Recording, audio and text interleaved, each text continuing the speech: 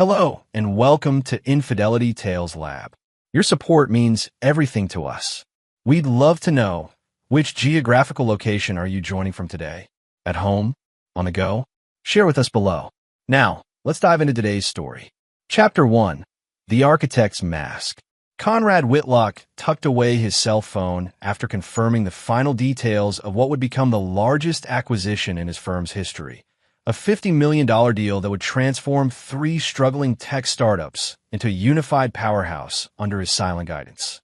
None of his neighbors in the modest suburban community of Lakeside Heights would ever suspect that the quiet man who drove a 10-year-old sedan was the mastermind behind Phantom Investments, a private equity firm that operated with surgical precision and absolute discretion. As he pulled into his driveway, Conrad mentally shifted back into the role he'd been playing for years, the struggling financial advisor barely keeping his family afloat. He loosened his tie, deliberately mussed his hair, and added a slight slouch to his shoulders before entering his home. "You're late again," Stella Whitlock called from the kitchen, not bothering to look up from her wine glass. "Dinner's cold. Had to finish up some paperwork," Conrad replied, his voice deliberately weary. "Any chance for a microwave revival?"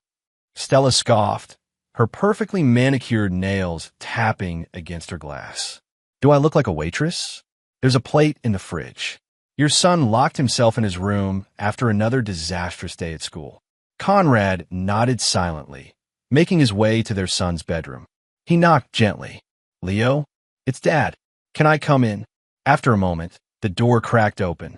Leo Whitlock, 14 and lanky with his father's observant eyes, stepped aside to let him in.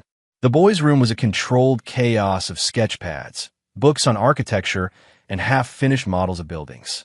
"Mom's on the warpath again," Leo muttered, returning to his desk where he'd been sketching what looked like an elaborate bridge design. Conrad sat on the edge of the bed. "Rough day at school.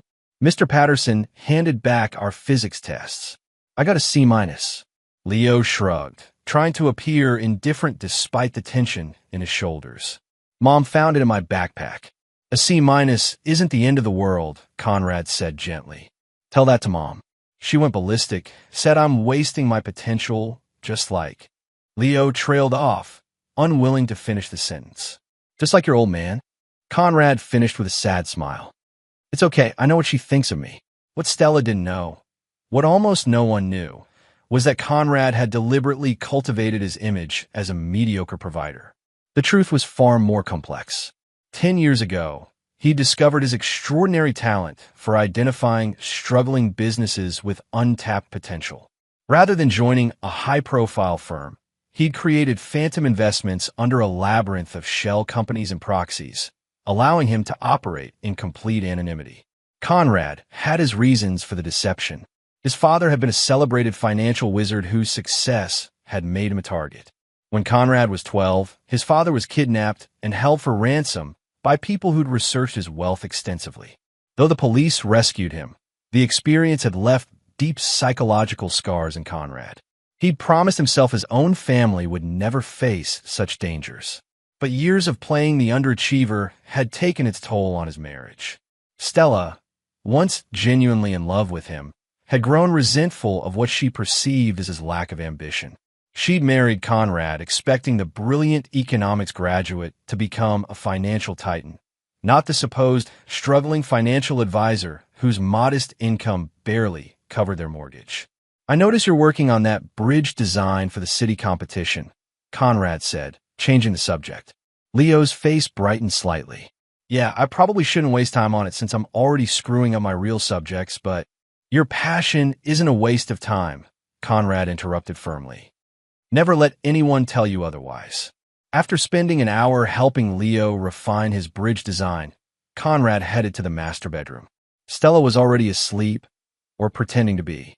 Their relationship had devolved into a cold war of silence and occasional skirmishes. He quietly gathered his pillow and a blanket, heading for the guest room that had become his de facto bedroom over the past year. As he lay in the dark, Conrad scrolled through encrypted messages about tomorrow's closing procedures for the massive deal. None of his clients had ever met him in person. He conducted all business through secure channels and trusted proxies. Only his attorney, Miranda Powell, knew his true identity, a necessity protected by attorney-client privilege. The irony wasn't lost on Conrad. To the world that mattered in high finance, he was a mysterious legend whose investment touch turned struggling companies into gold. To his wife, he was a disappointment. To his son, he was a well-meaning but ineffectual father. Something would have to change soon. The mask was becoming unbearable. Chapter 2. The Catalyst. The morning unfolded with its usual routine. Conrad prepared breakfast, while Stella readied herself for her job as an event coordinator for Lakeside Heights' wealthiest residents. Her career gave her access to the social circle she craved, but couldn't fully access due to what she perceived as Conrad's failures. "I'll be home late," Stella announced, barely touching her breakfast. "I'm coordinating the Hendersons' anniversary gala. Try not to wait up." Conrad nodded, noticing how she didn't meet his eyes, a tell he'd cataloged years ago that usually indicated she was lying. The Hendersons' anniversary wasn't for another 3 weeks. He knew because his firm had quietly financed Mr. Henderson's luxury watch company expansion. After Stella left, Conrad drove Leo to school before heading to the small office he maintained downtown, a necessary prop in his elaborate charade. His assistant, Naomi, one of the few people aware of his dual identity, greeted him with a knowing smile. "The papers are ready for the Triton merger," she said, handing him a thick folder. "And Miranda called. She says everything's in place for the final transfer." Conrad nodded, feeling a curious mixture of triumph and emptiness. The $50 million deal would solidify his position as one of the most successful private investors in the country, yet he couldn't share this victory with his family. "I think it's time we discussed phase 2, he said quietly. Naomi's eyebrows rose. "You're sure?" "Once you start." "I'm sure," Conrad interrupted. "Set up a secure meeting with Miranda for tomorrow morning. It's time to make some changes." Throughout the day, Conrad finalized the details of the deal, his mind partly focused on the elaborate plan he'd been constructing for months. He'd originally intended to reveal his success gradually, easing his family into the reality of his actual wealth. But something told him that scenario was no longer viable. When his private phone buzzed with a message from Leo at 3:15 p.m., Conrad felt a jolt of concern. Leo never texted during school hours. "Failed my math test. Mom's gonna freak. Can you come home early?" Conrad immediately cleared his schedule and drove home, arriving just as Leo walked up the driveway, shoulders slumped under the weight of his backpack and impending confrontation. "That bad?" Conrad asked gently. Leo handed him the test paper without a word. The red F at the top was accompanied by a note from the teacher. "Leo seems distracted. Conference needed." "I studied," Leo said defensively.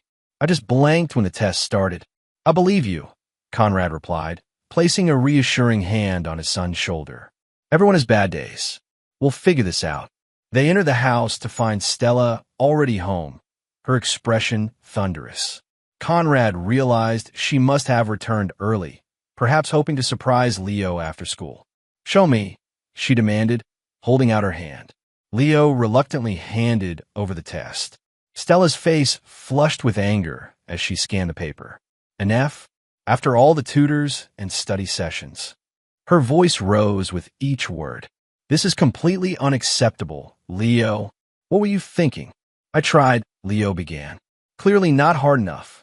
Stella interrupted. "This is what happens when you waste all your time on those ridiculous building designs instead of focusing on what actually matters." Conrad stepped forward. "Stella, let's discuss this calmly. One test doesn't." "Oh, don't start with your mediocre expectations," Stella snapped, turning her fury toward Conrad. "This is partly your fault. He's learning to settle for failure by watching you." Conrad felt the familiar sting of her words, but maintained his composure. "That's enough, Stella. Leo needs support, not." "Support? Where's your support been for this family? You're a walking example of wasted potential." Stella's voice echoed through the house. "Leo, do you want to end up like your father? A man who can barely keep the lights on? A man whose colleagues from college are now running investment firms while he struggles with basic financial planning for retirees?" "Mom, stop it," Leo pleaded, his face flushed with embarrassment and anger. "No, you need to hear this," Stella continued, her voice dripping with contempt. "Your father had every opportunity to be successful, and he threw it all away with his pathetic risk aversion and lack of ambition. And now you're following right in his footsteps. You're becoming useless, just like your father." The word hung in the air between them. Useless. Conrad stood perfectly still, his expression unreadable. In that moment, something crystallized within him, a decision that had been years in the making. The knowledge that he'd just closed a $50 million deal that morning sat heavy in his mind, a stark contrast to Stella's assessment of him. "Leo, go to your room," Conrad said quietly. "Your mother and I need to talk." "There's nothing to talk about," Stella said dismissively. "I have to get ready. I'm meeting clients for dinner." She turned and headed upstairs, leaving Conrad and Leo standing in uncomfortable silence. "She didn't mean it, Dad," Leo said awkwardly. Conrad looked at his son, seeing the mixture of embarrassment and pity in the boy's eyes. That pity was the final straw. "Yes, she did," Conrad replied calmly.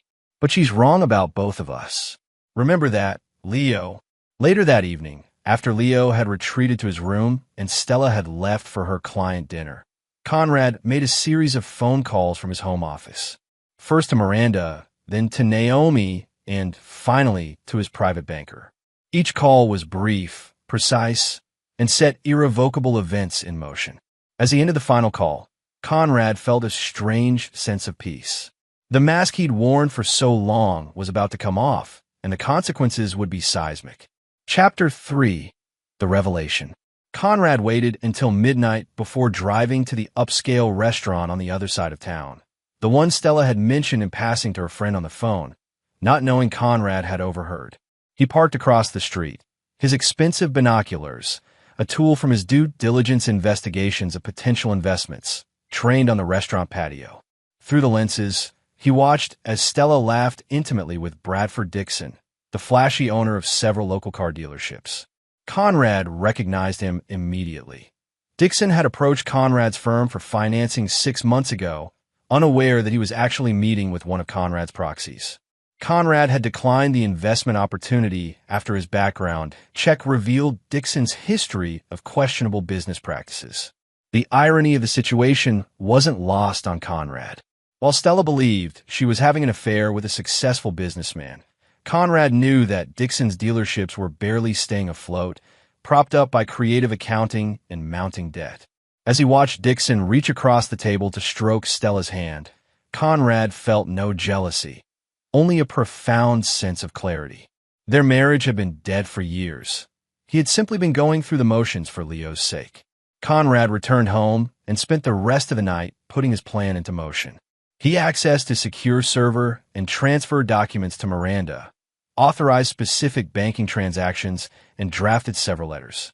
By dawn, he had completed preparations for what would be the most decisive day of his life. After catching a few hours of sleep, Conrad drove Leo to school, as usual. "Dad," Leo said hesitantly as they approached the school. "About what Mom said yesterday." "Don't worry about it," Conrad replied. "Sometimes people say things they don't mean when they're angry. But she said stuff like that before," Leo persisted. "And I've seen how you just take it." Conrad turned to face his son, choosing his words carefully. "Leo, there's something important I want you to understand. Sometimes people aren't what they appear to be. Sometimes we keep parts of ourselves hidden for various reasons." "Like what?" Leo asked, his curiosity piqued. "Let's just say things are going to change soon," Conrad answered. "And I want you to remember that whatever happens between your mother and me, you're the most important person in my life." Leo studied his father's face, sensing something significant in his words. "Okay, Dad. One more thing," Conrad added as Leo opened the car door. "Pack a bag when you get home today. Essentials for a couple of weeks. Clothes, your medication, and maybe your sketchbook. Tell your mother you're staying at Damien's house for a school project." "Are we going somewhere?" Leo asked, confused. "Trust me," Conrad said simply. "It's time for a change." After dropping off Leo, Conrad drove to Miranda's office. The elegant attorney greeted him with a knowing smile. "Everything's prepared as you requested," she said, gesturing to the stack of documents on her desk. Though I must say, Conrad, the timing seems rather sudden. It's been a decade in the making, Conrad replied, signing where indicated. I just needed the right catalyst. And Mrs. Whitlock provided that yesterday, I presume? Miranda asked, her tone professional but her eyes sympathetic. Conrad nodded. She called me useless, said I could barely keep the lights on. Miranda's eyebrow arched as she glanced at the banking statement showing Conrad's personal net worth, just over $340 million.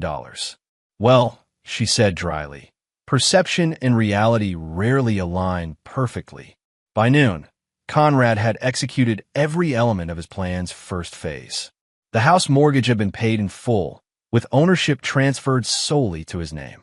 2 new vehicles, a Tesla Model S Plaid for himself and a Land Rover Defender for Leo, had been purchased with cash and would be delivered that afternoon. First-class tickets for a world tour had been booked for him and Leo, with their first destination being Tokyo. Most significantly, Conrad had confirmed with his banker that $5 million had been transferred to a new trust fund in Leo's name, structured to provide for his education and future while protecting him from financial manipulation.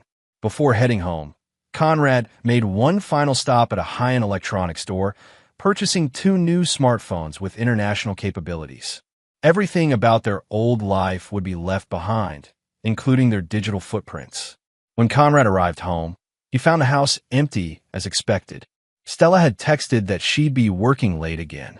Conrad methodically packed his essential belongings, emptied his home safe of important documents, and transferred his collection of rare coins, a private passion he'd never shared with Stella, to a secure case. As he worked, Conrad reflected on how thoroughly he'd compartmentalized his life. The facade of struggling financial advisor Conrad Whitlock had been maintained so completely that not even his wife had suspected the truth. His real work, the intricate deals and strategic investments that had built his fortune, had been conducted through his network of proxies and secure communications. When Leo returned from school, Conrad helped him pack, explaining only that they would be taking a trip together. To his credit, Leo asked few questions, seeming to understand instinctively that something momentous was occurring. "Dad, is this about what Mom said?" Leo finally asked as they loaded their bags into Conrad's old sedan. "Partly," Conrad admitted, "but it's more about what happens next." With their belongings secured, Conrad took a final walk through the house. In the kitchen, he placed an envelope on the counter, positioned where Stella would immediately see it. Inside was a copy of the paid mortgage statement, the deed transfer, and a brief note in Conrad's precise handwriting. "Stella, I paid off the house. It's now solely in my name, though you may continue to live here if you wish. You'll find 2 new cars in the garage. Consider them my parting gifts, though only one is for you. Leo and I will be traveling for a while. Don't bother trying to reach us on our old numbers. By the way, the lights are still on. I guess I'm not as useless as you thought. Guess who's useless now? Conrad." As a final touch, Conrad left his wedding ring on top of the note. Father and son drove away just as the afternoon sun began its descent, leaving behind a life built on carefully constructed illusions. In the passenger seat, Leo seemed both anxious and exhilarated, occasionally glancing at his father with new eyes. "Where are we really going, Dad?" he finally asked as they headed toward the interstate. Conrad smiled, a genuine smile that reached his eyes for the first time in years. "To see the world, Leo, and to start telling the truth." Chapter 4. Shattered Glass. Stella Whitlock arrived home at 11:30 p.m., slightly tipsy from expensive wine and the intoxicating attention Bradford Dixon had lavished on her throughout the evening. She called out for Leo as she entered, then remembered he was supposedly staying at a friend's house for a school project. The house felt unusually quiet, lacking even the subtle sounds of Conrad working in his home office. She kicked off her heels in the foyer and padded into the kitchen for a glass of water. That's when she saw the envelope, her name written in Conrad's neat handwriting, his wedding ring gleaming coldly on top. Something inside her knew, even before opening it, that everything was about to change. Her hands trembled slightly as she read Conrad's note, confusion giving way to disbelief and then to searing anger. She rushed to the garage to confirm his claim and found a new Tesla and Land Rover where Conrad's sedan and her Audi should have been. The vehicle sparkled under the garage lights, price tags still visible on their windshields. Stella stormed back into the house, grabbing her phone to call Conrad, only to hear his message. The number you have reached is no longer in service. She tried Leo's phone next with the same result. What the hell is happening? She shouted into the empty house, her voice echoing off the walls that, according to the documents in her hand, now belonged solely to her supposedly useless husband. Rushing to their bedroom, she flung open Conrad's closet door to find it half empty, his favorite suits and casual clothes missing. His dresser drawers were similarly depleted. In the bathroom, his toiletries were gone. It was as if he'd systematically removed himself from their life. Stella sank onto the bed, her mind racing to make sense of the situation. Conrad had paid off their mortgage, a financial impossibility for the man she thought she knew. He'd purchased 2 luxury vehicles with cash. None of it aligned with the struggling financial advisor who'd been cutting coupons and driving a car with 150,000 miles on it. She called Bradford, who answered groggily. "What's wrong, babe?" "Conrad's gone," Stella said, her voice tight with confusion. "He took Leo and left." "Good riddance," Bradford mumbled. "Now we don't have to sneak around anymore." "You don't understand," Stella snapped. "He paid off the house. He bought 2 cars worth over $200,000. With cash."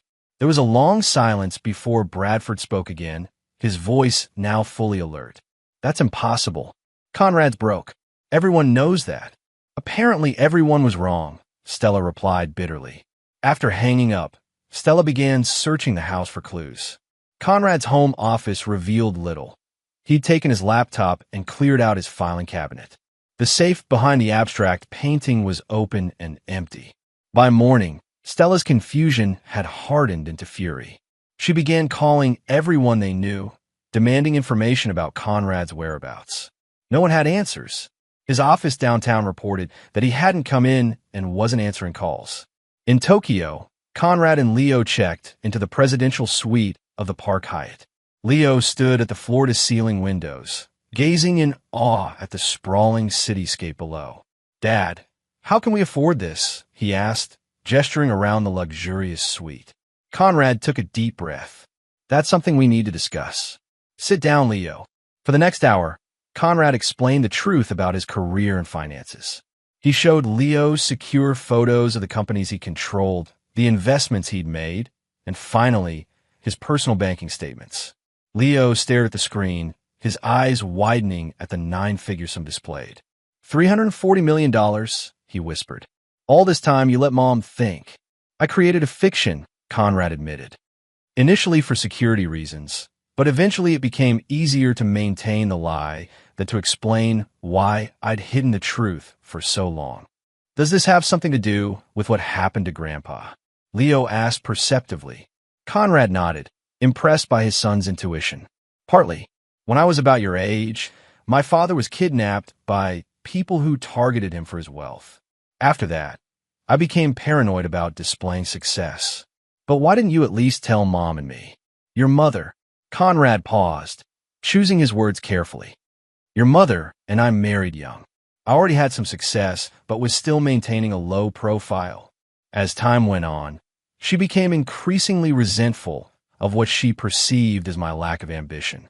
By the time my wealth had grown significantly, our relationship had deteriorated to the point where I didn't trust her with the truth. And now? Why tell me now?" Conrad's expression softened. "Because you deserve to know who your father really is. Not the failure your mother described, but not exactly a hero either. Just a man who made complicated choices." Leo was silent for a long moment, processing everything. "So what happens next?" "We travel. We learn about each other without the lies between us. And when we return, everything will be different." Conrad reached into his pocket and pulled out a new smartphone. "This is yours now. New number, secure communications. I've already loaded it with the contact information for Naomi and Miranda, my assistant and attorney. They can reach us anytime." "What about Mom?" Conrad's expression hardened slightly. "Your mother made her choices long before yesterday. The words she said to you, to us, were merely the final straw. As Leo explored their suite, Conrad checked his secure email. Naomi had confirmed that Stella had been calling the office repeatedly, growing increasingly agitated with each call. Miranda reported that Bradford Dixon had attempted to access information about Conrad's finances through a private investigator, an expected move that would lead nowhere. Conrad smiled grimly. Phase 1 was complete. Stella's world was already beginning to crack. Phase 2 would shatter it entirely. Back in Lakeside Heights, Stella's day had gone from bad to catastrophic. She'd driven to Conrad's office, demanding answers from his receptionist, only to be told that Conrad had taken an indefinite leave of absence. When she'd threatened to call the police to report Leo missing, the receptionist had calmly produced a notarized letter from Conrad, granting him sole temporary custody during their trip, signed by Stella herself. "I never signed this," Stella had shouted, staring at what appeared to be her perfect signature. The receptionist, Naomi, Conrad had called her, had simply smiled. "We have video of you signing it last month, Mrs. Whitlock. Perhaps you forgot."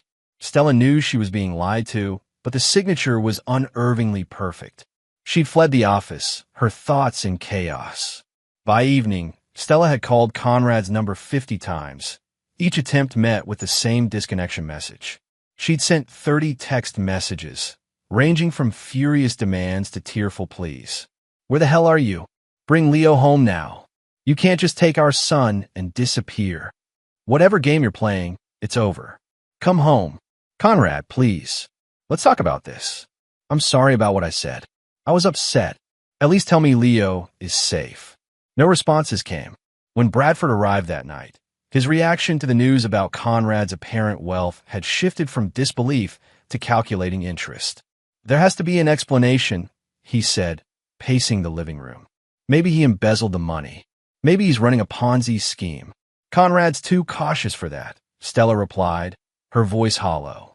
"Too risk-averse." "Everyone has secrets," Bradford insisted. "We just need to find out what his are." As Bradford began making calls to his contacts in local finance, Stella wandered into Leo's room. The space felt different, emptier in subtle ways. His favorite books were gone, as was the architectural model he'd been working on for months. On his desk, she found a single sketch, a detailed drawing of the Tokyo skyline with a note at the bottom that read, "First stop." The realization that Conrad had been planning this, that Leo had known they were leaving, sent a wave of betrayal through her. Her son had chosen his father over her. In that moment, Stella's phone chimed with an incoming email. The subject line read simply, "Conrad Whitlock closes $50 million tech merger." The email was a business newsletter she'd subscribed to years ago and usually ignored. With trembling fingers, she opened it to find a feature article about a mysterious investment strategist named Conrad Whitlock, who had orchestrated one of the year's most significant private equity deals, the merger of 3 tech startups into a new entity called Tricor Solutions. The article mentioned that Whitlock was known for his reclusiveness and brilliance, operating primarily through proxies and never appearing in public. The final paragraph noted that this latest success added to Whitlock's estimated net worth of well over $300 million. Stella stared at her phone in disbelief, the pieces finally clicking into place. The husband she'd belittled for years, the man she'd called useless to his face and derided behind his back, was actually one of the most successful private investors in the country. And now he was gone, taking their son and leaving her with nothing but a paid-off house, a luxury car, and the dawning realization that she'd monumentally misjudged the man she'd married. Her phone chimed again with another email, this one from Miranda Powell, Conrad's attorney. It contained only a link to a cloud storage folder and a password. When Stella entered the password, she found hundreds of photos, surveillance images of her and Bradford together over the past 18 months, date and timestamps included. The final image was from 2 nights ago, Bradford's hand intimately placed on her thigh under the restaurant table. The message was clear. Conrad had known everything. Stella's legs gave out, and she sank to the floor of Leo's room, her son's sketch of Tokyo still clutched in her hand, as the full magnitude of what she'd lost began to sink in. Chapter 5. The Domino Effect. 1 week into their world tour, Conrad and Leo stood atop the Tokyo Skytree, gazing out at the sprawling metropolis below. Leo had been flourishing away from the pressure of his mother's expectations, revealing a natural talent for architecture that Conrad was determined to nurture. "I've been thinking," Conrad said, watching his son sketch the cityscape. "When we get to our next destination, how would you feel about taking some architecture courses?" Leo looked up from his sketch pad. "Like college courses? Why not? Money isn't an issue, and you clearly have both the passion and the aptitude." Leo's expression brightened. "That would be amazing, Dad." He hesitated before adding, "I never told Mom how much I loved architecture because she always said it wasn't a real career like medicine or law." Conrad's jaw tightened briefly. "Your mother and I had different priorities." As they descended in the elevator, Conrad checked his secure phone. There was a message from Naomi with a simple update. "Domino, one has fallen." Conrad allowed himself a small smile. Phase 2 was proceeding exactly as planned. Back in Lakeside Heights, Bradford Dixon stared in disbelief at the foreclosure notice on his desk. His primary bank had called in his loans after an anonymous tip had revealed irregularities in his dealership's financial reporting. The audit that followed had uncovered years of creative accounting and tax discrepancies. "This can't be happening," he muttered, reaching for his phone to call his attorney. Before he could dial, his assistant buzzed through. "Mr. Dixon, there's a Ms. Powell here to see you.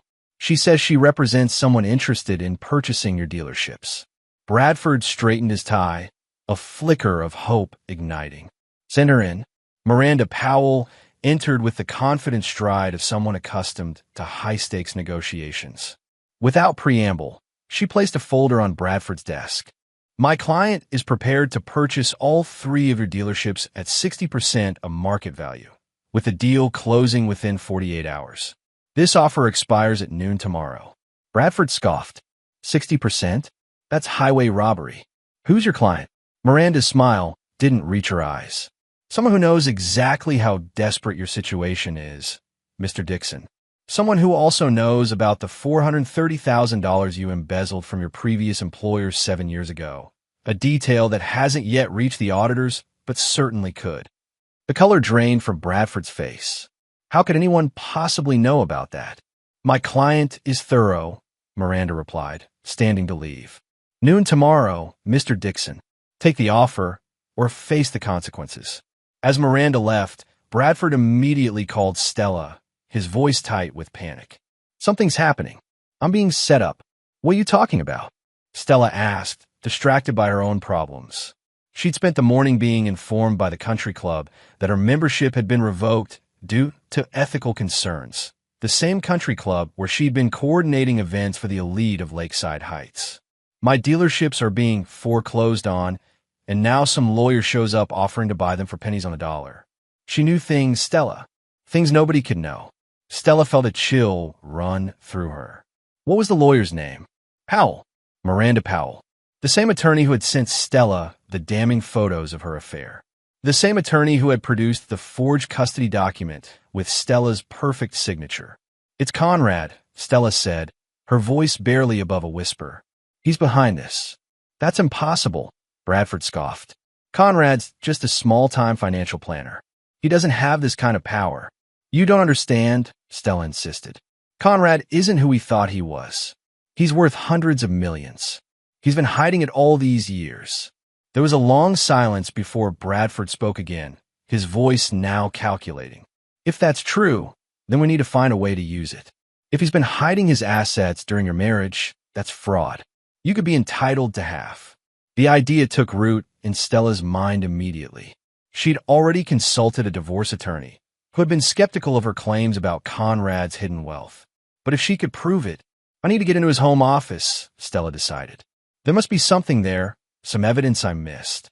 After hanging up, Stella methodically began searching Conrad's office again.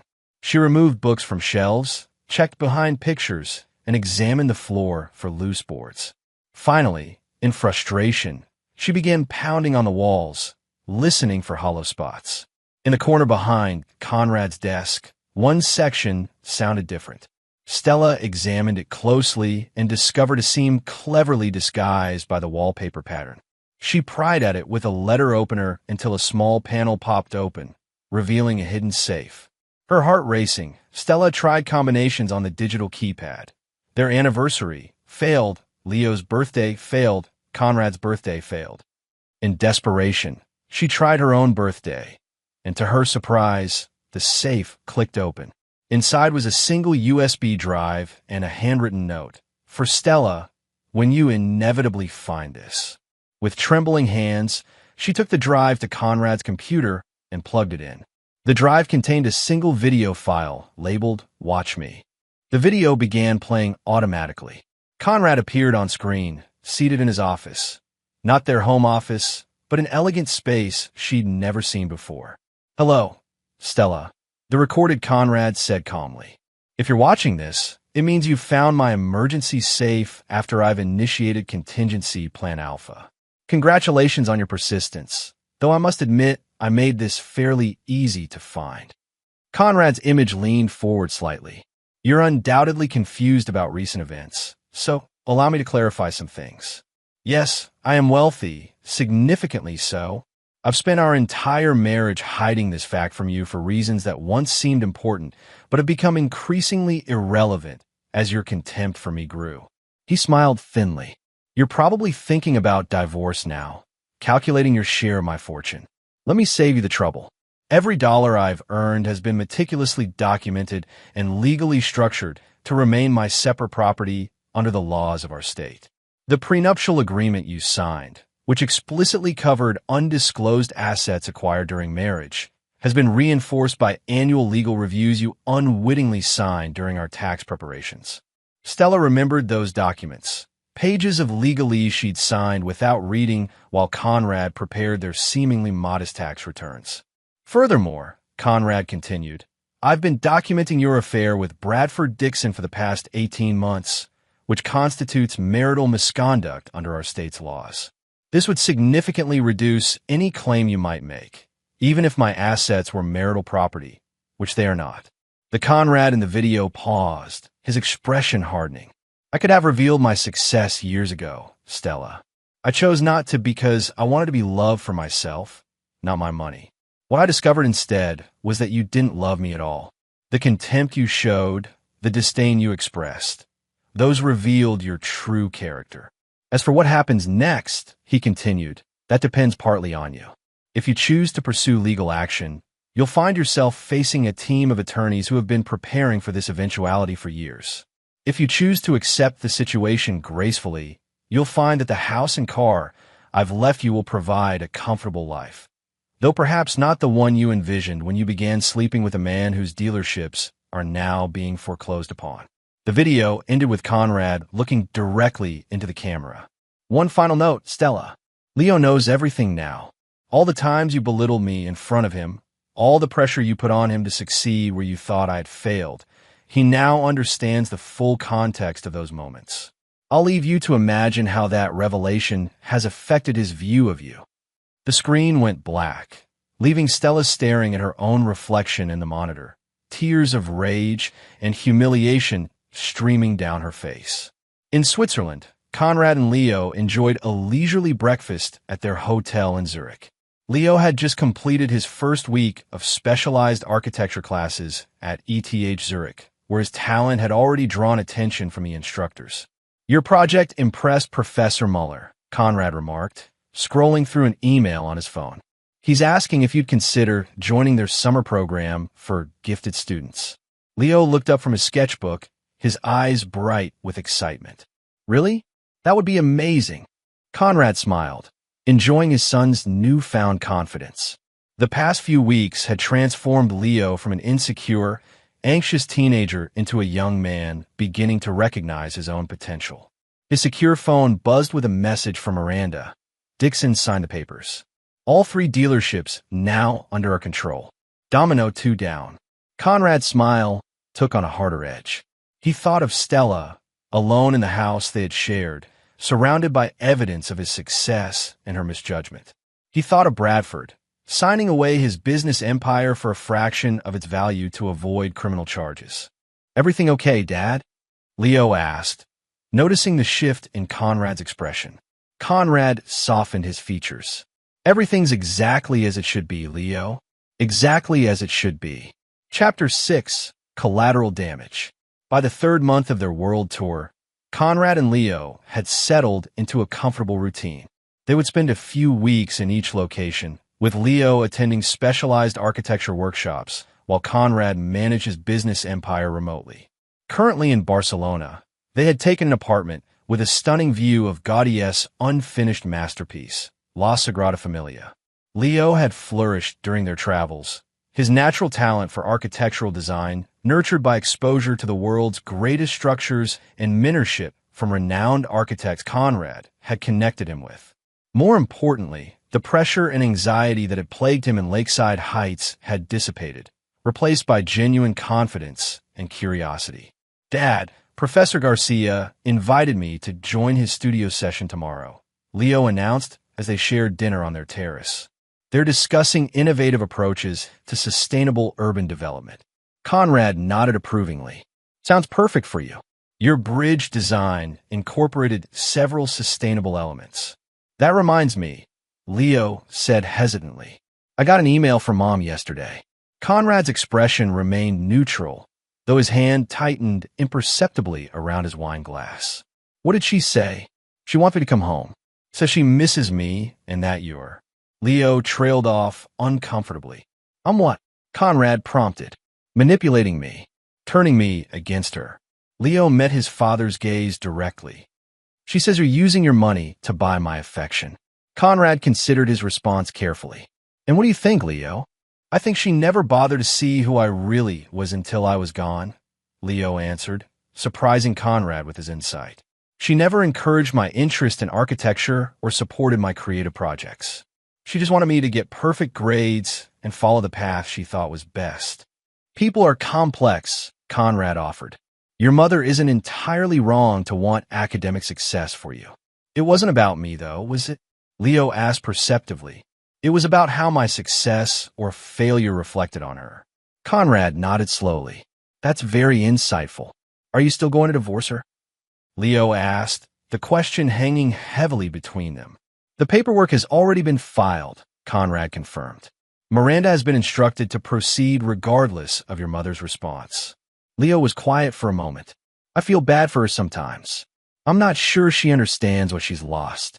"That's the difference between consequences and punishment, Leo," Conrad explained. "I'm not punishing your mother. I'm simply allowing her to experience the natural consequences of her choices."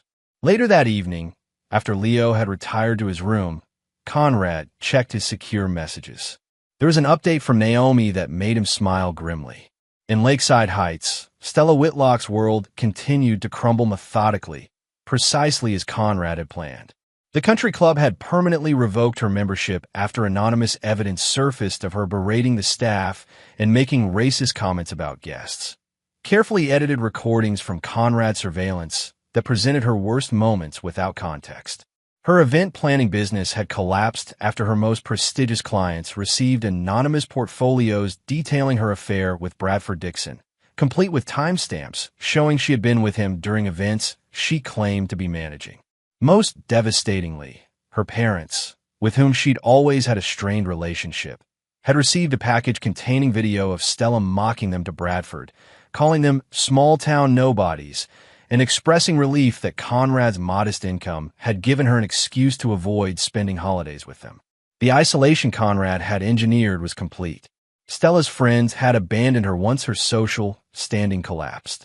Her lover was now bankrupted, his dealerships sold to a holding company Conrad secretly controlled. Her son was traveling the world with the husband she'd belittled for years, experiencing educational and cultural opportunities beyond anything she could have provided. Conrad picked up his phone and checked Stella's latest messages. She had sent 347 texts over the past 3 months, their tone evolving from rage to disbelief to desperate pleading.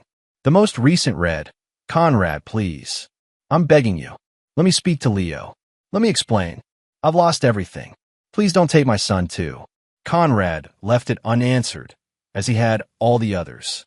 He opened his laptop and navigated to a secure website where he could view the surveillance feeds from their house in Lakeside Heights.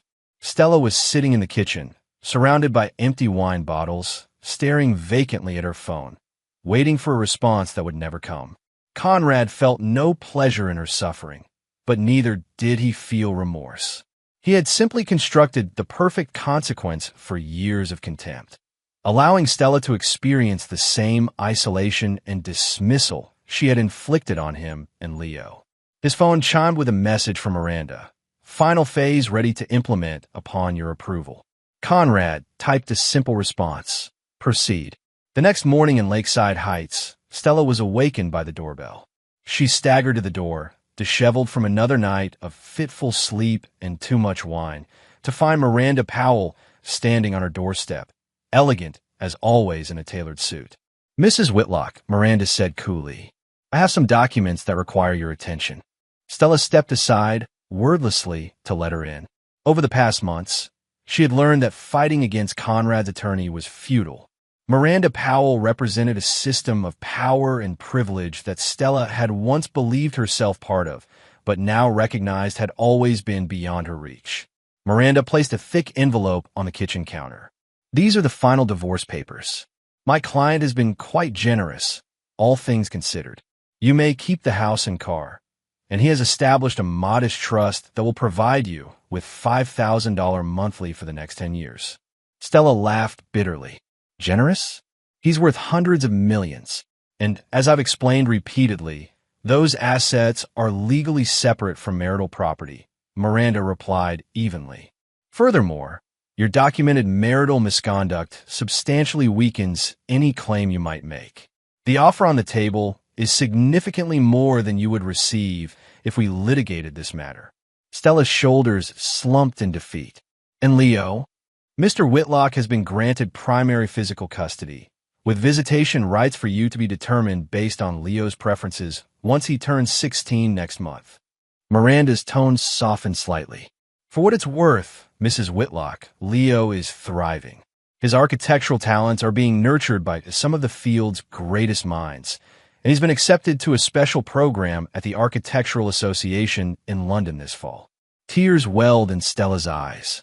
He always loved designing buildings. I thought it was just a hobby.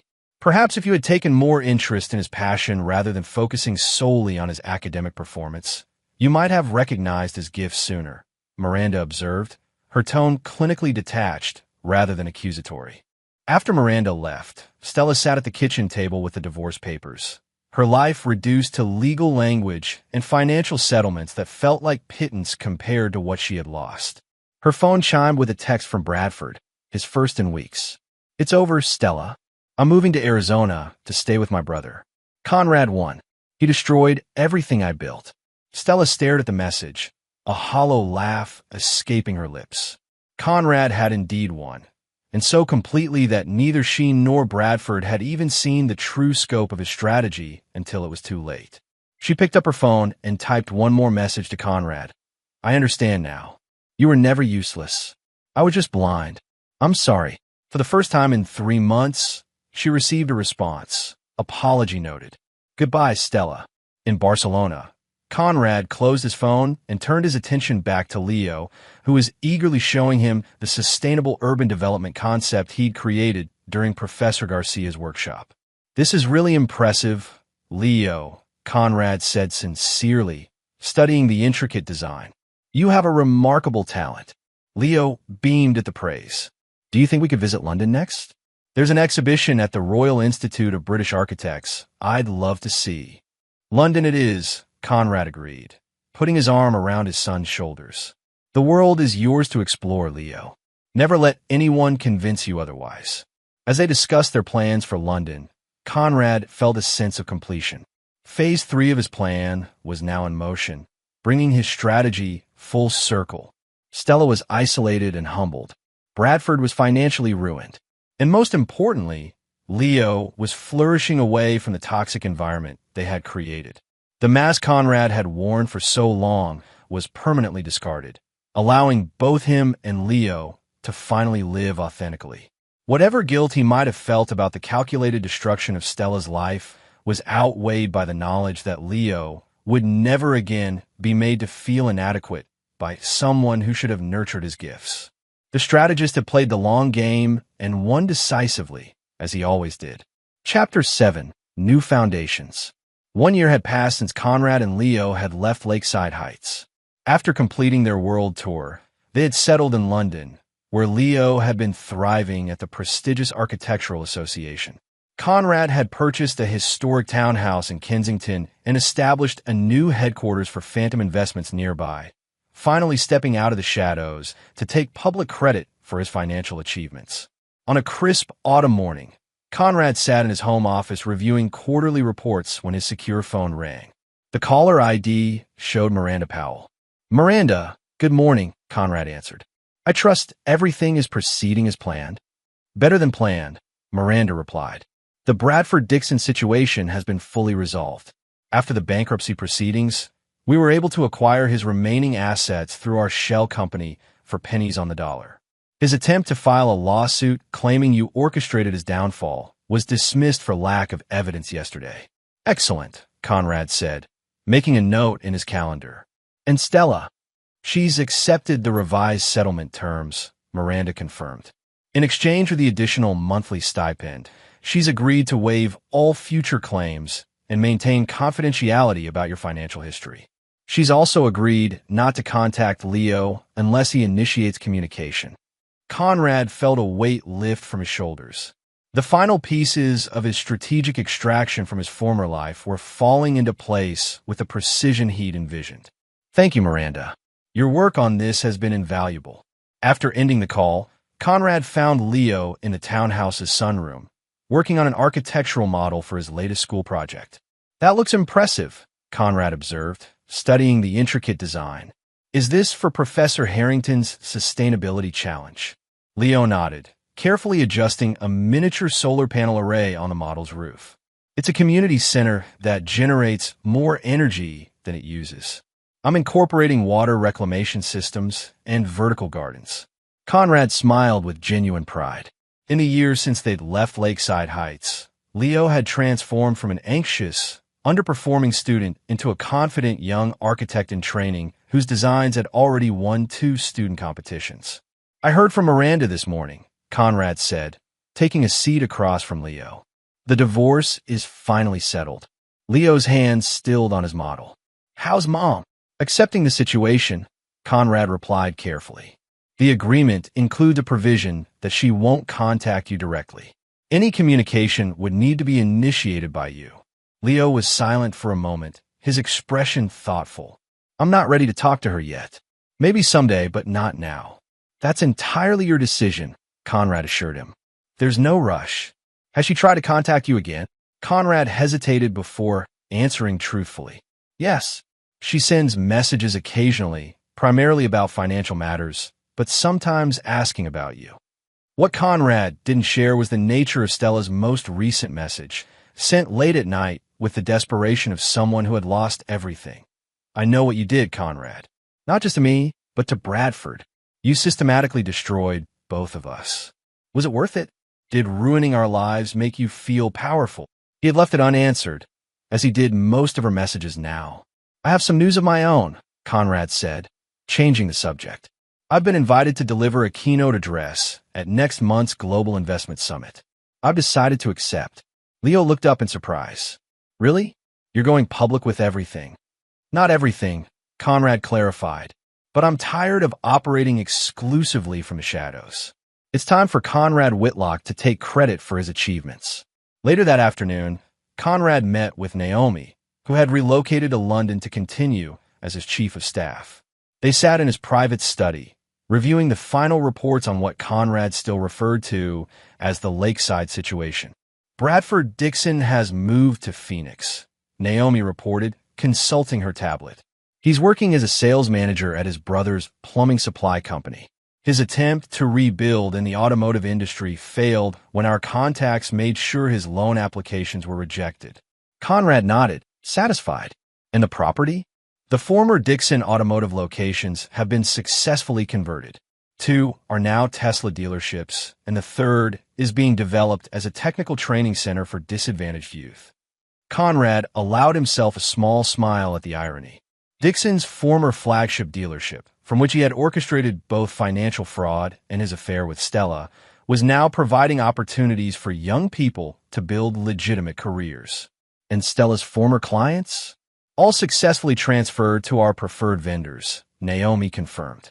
Her attempts to rebuild her event planning business in Lakeside Heights have been consistently thwarted. As you predicted, the social isolation has been her most difficult adjustment. Conrad nodded, feeling no pleasure in this confirmation, but acknowledging the strategic success. And Leo's school records? All transferred and updated. His current transcript shows remarkable improvement, and Professor Harrington specifically mentioned his potential for a scholarship to the architectural graduate program at Cambridge. Pride swelled in Conrad's chest. He's extraordinary. All he needed was the right environment to flourish. As Naomi departed, Conrad poured himself a rare glass of scotch and stood by the window overlooking the garden where Leo was now sketching a section of the ornate Victorian greenhouse. The past year had unfolded almost exactly as Conrad had planned, a strategic dismantling of his false life and reconstruction of an authentic one. The revenge he had taken against Stella and Bradford had been meticulous and absolute, designed not merely to punish, but to systematically deconstruct the foundations of their existence, just as they had attempted to do to him and Leo with their emotional abuse and betrayal. Conrad's phone chimed with a message from a number he didn't recognize. The text was brief, but sent a chill through him. Revenge has a cost, Conrad, and bills always come due. B. For the first time since leaving Lakeside Heights, Conrad felt a flicker of unease. Bradford Dixon had been thoroughly defeated, financially ruined, socially disgraced, and legally compromised. He should have no resources left for threats. Conrad forwarded the message to his security team with instructions to trace its origin and increase surveillance on both Bradford and Stella. The strategist in him recognized that even the most brilliant plans could have unforeseen variables. As evening fell over London, Conrad joined Leo for dinner in their formal dining room, pushing the concerning message from his mind to focus on his son's animated description of his latest architectural inspiration. "I've been thinking about what you said about giving back," Leo said as they finished their meal. "About using privilege to create opportunity for others." "Oh," Conrad prompted, intrigued. "I'd like to establish a scholarship," Leo continued, "for students interested in sustainable architecture who come from disadvantaged backgrounds. We could fund it through the foundation you mentioned starting." Conrad felt a surge of pride, so intense it nearly overwhelmed him. The son he had rescued from a toxic environment had not only flourished himself, but was already thinking about extending that opportunity to others. "That's a wonderful idea, Leo. We'll set it up first thing tomorrow." Later that night, after Leo had retired to his room, Conrad received a call from his security chief. "Sir, we've traced the message. It didn't come from Bradford Dixon. It came from a burner phone purchased in London 3 days ago." Conrad's blood ran cold. "London? Are you certain?" "Positive, sir. The phone was used within 2 miles of your residence." Conrad immediately checked the security system, confirming that all entrances were secured and the alarm was active. Then he quietly walked to Leo's room, opening the door just enough to confirm his son was sleeping peacefully.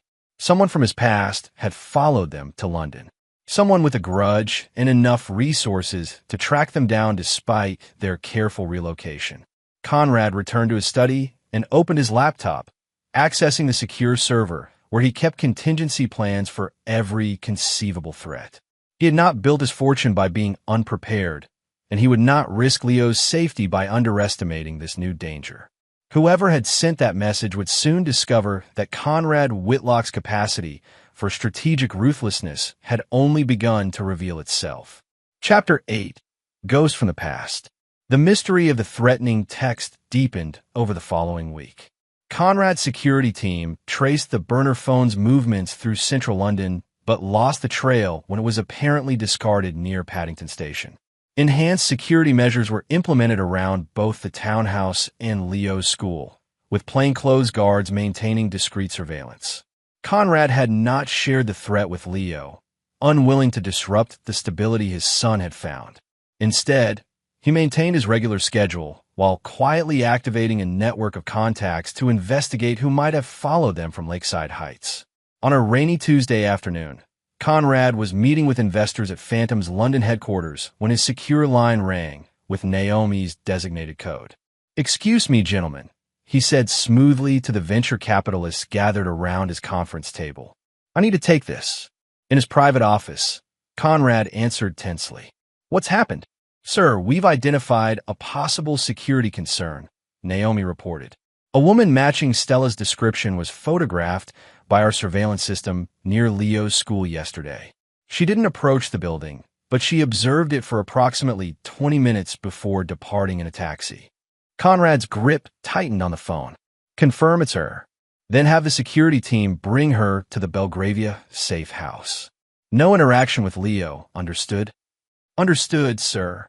Conrad ended the call, his mind already calculating probabilities and consequences. Stella had never been particularly resourceful or determined. For her to track them to London and conduct surveillance suggested either a dramatic change in character or external assistance. The threatening text message took on new significance in this context. Could Bradford Dixon be coordinating with Stella from Phoenix? The timing seemed more than coincidental. Conrad returned to his meeting, maintaining his composed exterior while his mind worked through contingency scenarios. If Stella had indeed come to London, she had violated the non-contact agreement in their divorce settlement. That gave him legal leverage, but it didn't explain how she had found them or what she hoped to accomplish. Later that evening, Conrad received confirmation from his security team. Facial recognition had verified Stella's identity from the surveillance footage. She was staying at a mid-range hotel in Bayswater under her maiden name, Morrison. "Should we proceed with interception, sir?" his security chief asked over the secure line. Conrad considered the options.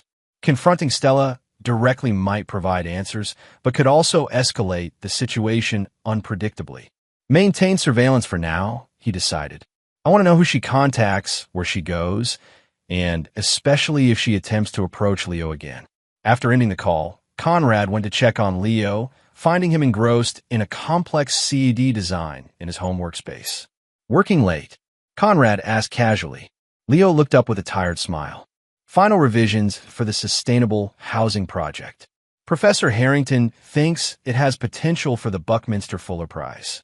Conrad's chest swelled with pride, even as his concern for Leo's safety intensified. His son had flourished beyond his expectations, once freed from Stella's constant criticism and pressure to conform to her narrow vision of success. "Don't stay up too late," Conrad advised, resisting the urge to warn Leo about potential danger. "Your presentation is important, but so is rest." The next morning, Conrad was reviewing security footage from overnight monitoring when his phone chimed with another text from the unknown number. "Your son's design project is impressive. The vertical garden integration is particularly innovative. Does he know about his mother yet?" B. A cold rage settled in Conrad's chest. Not only was the sender aware of Leo's architectural work, but they had specifically referenced Stella's presence in London. This was no longer a vague threat, but a targeted provocation. Conrad immediately called his security chief. "Bring Stella in. Now." Within 2 hours, Conrad stood in the sparsely furnished living room of a nondescript townhouse in Belgravia that served as one of his secure locations. His security team had intercepted Stella leaving her hotel and brought her there without incident. She sat on the sofa, looking both defiant and somehow diminished from the confident, status-obsessed woman he had married. Her designer clothes had been replaced by off-the-rack items, and her once perfect manicure was noticeably absent. "Hello, Stella," Conrad said flatly. "I believe our divorce agreement included a no-contact provision regarding Leo." Stella met his gaze directly. "I haven't contacted him. I just wanted to see him from a distance. To know he's all right." "He's thriving," Conrad replied coldly. "No thanks to your years of undermining his confidence and dismissing his talents." "I made mistakes," Stella admitted, surprising Conrad with her directness. "I was wrong about many things, including you." Conrad's expression remained impassive. "Your regrets are irrelevant. What concerns me is how you found us and who you're working with. Confusion flickered across Stella's face. Working with? I'm not working with anyone. I hired a private investigator to find you. That's all. And the texts? Conrad pressed. Are you going to deny sending those as well? What texts? Conrad, I don't know what you're talking about. Conrad studied her carefully. Either Stella had become an exceptional actress, or she genuinely didn't know about the threatening messages. Before he could pursue this line of questioning, his phone rang with his security chief's emergency code. Excuse me, he said tersely, stepping into the adjoining room. What is it? Sir, we have a situation at Mr. Leo's school. The security chief reported urgently. A man attempted to approach him as students were changing classes. Our operative intercepted him before contact was made. The man fled, but dropped his phone. It matches the one used to send the texts. Conrad's blood ran cold. Is Leo safe? Yes, sir. Our operative ensured he remained unaware of the incident. The school has been notified of a potential security concern without specifics. I want the surveillance footage immediately and increase Leo's security detail to 3 operatives, effective immediately. Conrad ended the call and returned to where Stella waited, his mind racing with possibilities. If she wasn't behind the texts, and Bradford Dixon was supposedly in Phoenix, who did you hire to find us? Conrad demanded. Stella blinked at his sudden intensity. A private investigator recommended by Bradford. His name was Nolan something. He specialized in international cases. The pieces clicked into place with devastating clarity. Conrad had been so focused on Stella as the potential threat that he'd overlooked the possibility of a more sophisticated player in the background. When did you last communicate with Bradford? Conrad asked. About 2 months ago, Stella replied. He said he had a lead on where you might have gone after your world tour. That's when he recommended Nolan. Conrad's tactical mind quickly recalculated. Bradford Dixon had more resources than anticipated, possibly through family connections or undiscovered assets. More importantly, he had cunningly used Stella as an unwitting distraction while positioning someone else, presumably this Nolan, to approach Leo directly. Conrad turned to his security chief, who had entered the room. I want everything we have on Bradford Dixon's family connections, particularly any with military or intelligence backgrounds. And I want a full background check on any private investigator named Nolan who specializes in international cases. Turning back to Stella, Conrad made a rapid decision. You're going to remain in our custody until this situation is resolved. Your presence in London has complicated matters significantly. Custody? Stella repeated incredulously. You can't just hold me prisoner, Conrad. I can and I will, Conrad replied without emotion. You violated our agreement by coming here. More importantly, you've inadvertently placed Leo in danger by leading Bradford's operative to him. As Stella processed this accusation, Conrad's phone chimed with another text message. This one made his blood freeze. The game changes now, Conrad. Your protection isn't as thorough as you think. If I can get this close to Leo once, I can do it again. Let's discuss terms. Nolan. Attached was a photo taken that very morning of Leo entering his school, clearly shot from close range without Conrad's security team detecting the photographer. Conrad showed the message to his security chief, whose expression darkened. Sir, this level of surveillance suggests professional training, possibly former intelligence or special forces. Conrad nodded grimly. Find out exactly who we're dealing with, and move Leo to the safe house in Cornwall immediately. Use the school emergency protocol we established. As his team sprang into action, Conrad turned back to Stella, whose face had paled upon seeing the photo of Leo. I didn't know, she whispered. Conrad, you have to believe me. I would never put Leo in danger. Intentionally? Perhaps not, Conrad conceded. But your resentment and Bradford's desire for revenge have created this situation nonetheless. Later that evening, Conrad sat in the secure communications room of his Kensington townhouse, monitoring the transport of Leo to the remote Cornwall property. The extraction had gone smoothly, with Leo told only that a credible security threat required temporary relocation. His security team had compiled preliminary information on Nolan Reese, the operative Bradford had hired. The picture it painted was concerning. Former British intelligence, with specialized training in surveillance and extraction, dishonorably discharged for unauthorized operations, and subsequently working as a high-end private contractor for clients willing to pay for morally ambiguous services. Conrad's phone rang with a call from an unlisted number. He activated the call tracing protocol before answering. "Whitlock," he said tersely. "Impressive security response today," came a smooth, cultured voice. "Your son was relocated within 3 hours of the incident. Professional work." "Nolan Reese," Conrad replied, signaling his team to continue the trace. "Bradford Dixon must be paying you well for this level of operation." Dixon provided the motivation and initial funding. Reese confirmed casually. "But I've developed a personal interest in this case." "You're quite the strategic mind, Conrad. The way you systematically dismantled Dixon and your ex-wife was artistry." "What do you want?" Conrad demanded, keeping Reese talking while the trace continued. "Originally, to help Dixon get evidence of your financial manipulations. Now, I'm more interested in testing my skills against someone of your caliber. It's rare to find a worthy opponent." The casual arrogance in Reese's tone sent a chill through Conrad. This wasn't a simple revenge mission anymore. It had evolved into something potentially more dangerous, a personal challenge from a trained operative who viewed the situation as an intellectual game. "Then you should know you're outmatched," Conrad replied coldly. "I've identified you. I know your background, and my resources far exceed anything Dixon could provide." Reese chuckled. "That's why this is interesting. Here's my proposal. I'll cease all operations targeting your son in exchange for £10 million transferred to an offshore account.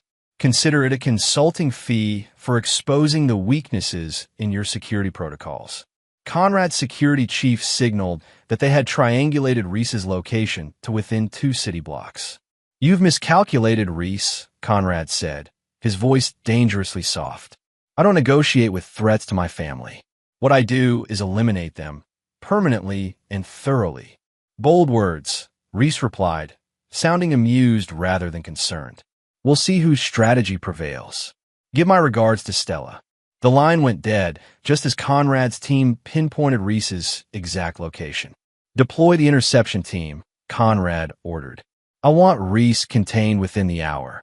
As the security personnel mobilized, Conrad turned to the surveillance feed showing Stella in the safe house's secured guest room.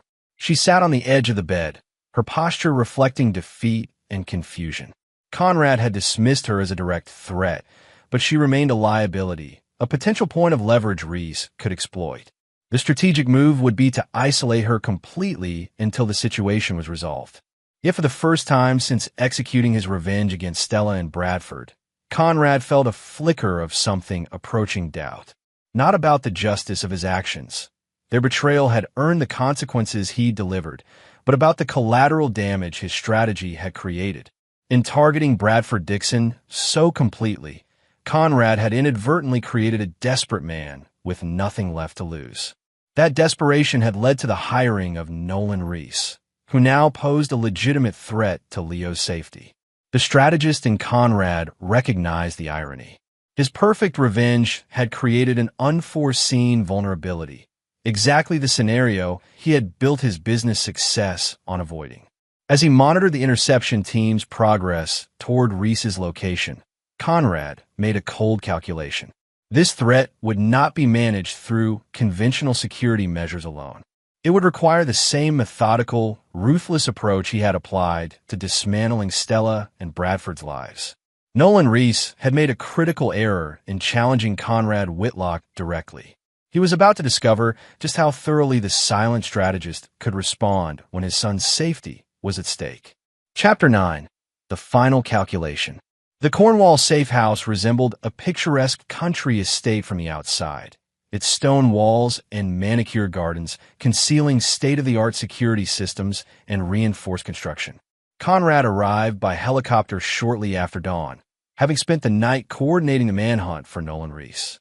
The interception team had missed Reese by minutes, finding only the burner phone he'd used to call Conrad left deliberately on a park bench. The psychological warfare aspect was clear. Reese was demonstrating his ability to anticipate Conrad's moves. Conrad entered the main house to find Leo in the sunroom, sketching the dramatic coastline visible through the windows. Despite the hasty relocation, his son appeared calm, a testament to the resilience he'd developed over the past year. "Morning, Dad," Leo greeted him, looking up from his sketch pad. "Your security team runs a tight ship. Blake wouldn't even let me walk in the garden without an escort." Conrad managed a reassuring smile. "Just precautionary. How are you holding up?" Leo shrugged. "It's not every day you get whisked away to a secret mansion because of a security concern. Are you going to tell me what's really happening?" Conrad had prepared for this question during the helicopter flight. Leo deserved some version of the truth, even if not every detail. "Someone from our past in Lakeside Heights has been making threats," Conrad explained, taking a seat across from Leo. "We have reason to believe they might attempt to approach you." Leo studied his father's face intently. "Mom, no, though she's involved indirectly," Conrad admitted. "She's actually here in a separate wing of the house." Leo's eyebrows shot up. "Mom's here? Since when?" "Since yesterday. She came to London hoping to see you, which inadvertently led someone else to your school." Leo was silent for a moment, processing this information. "The person making threats, it's connected to what you did to Mom and Mr. Dixon, isn't it?" Conrad had consistently underestimated his son's perceptiveness. "Yes. It appears Mr. Dixon hired someone to gather information that could be used against me legally. That person has now gone beyond his original assignment." "Can I see Mom?" Leo asked unexpectedly. Conrad hesitated. "Is that something you want?" "I'm not sure," Leo admitted. "But I think I need to. It's been over a year, Dad." After a moment's consideration, Conrad nodded. "I'll arrange it, but I need to speak with her first." In a secured meeting room, Conrad faced Stella across a polished oak table. She looked exhausted, but had regained some of her composure since their confrontation in London. "Leo wants to see you," Conrad stated without preamble.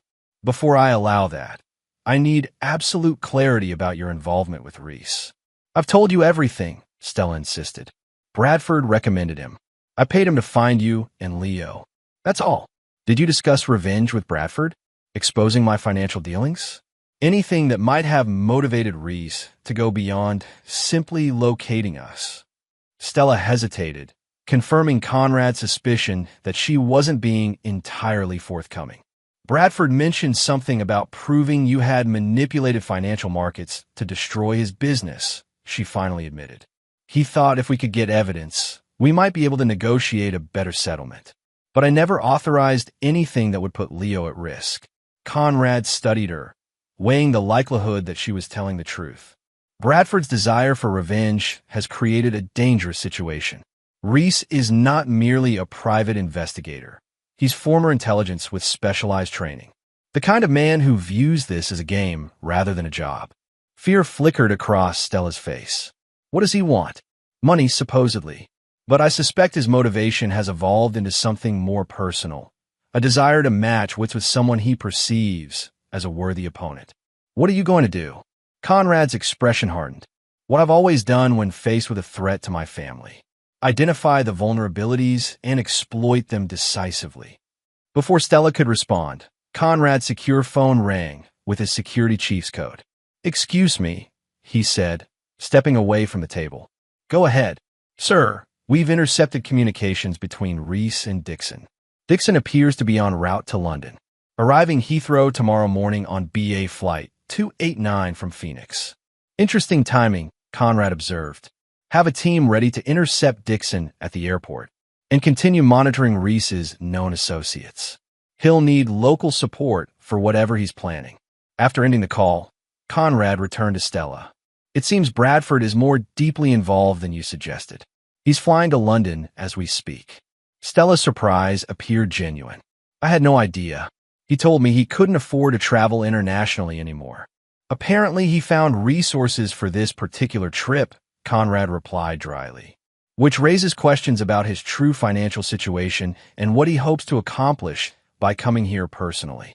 A theory was forming in Conrad's mind. one that explained both Reese's psychological warfare approach and Bradford's sudden appearance. This wasn't merely about revenge or money. It was about reversing the power dynamic Conrad had established through his systematic dismantling of their lives. "I'll arrange for you to see Leo this afternoon," Conrad told Stella, making a rapid strategic decision. "In the meantime, I'd like you to call Bradford." Stella looked confused. "Call him? Why?" "To find out exactly what he's planning," Conrad replied. "He still believes you're working with him. Use that." Later that day, after Stella's supervised call to Bradford had confirmed Conrad's suspicions, Leo sat in the same meeting room, nervously awaiting his mother. Conrad had prepared him with a sanitized version of events, emphasizing that while Stella had made poor choices, she had never intended to put him in danger. When Stella entered, her composure momentarily faltered at the sight of her son. Leo had grown taller, his features more defined, carrying himself with a confidence that had been absent in Lakeside Heights. "Leo," she said softly, "you look wonderful." Leo remained seated, his expression guarded. "Hi, Mom." Conrad observed their reunion from the security monitoring room, watching the awkward conversation unfold. Stella attempted to bridge the gap of the past year with questions about Leo's studies and life in London.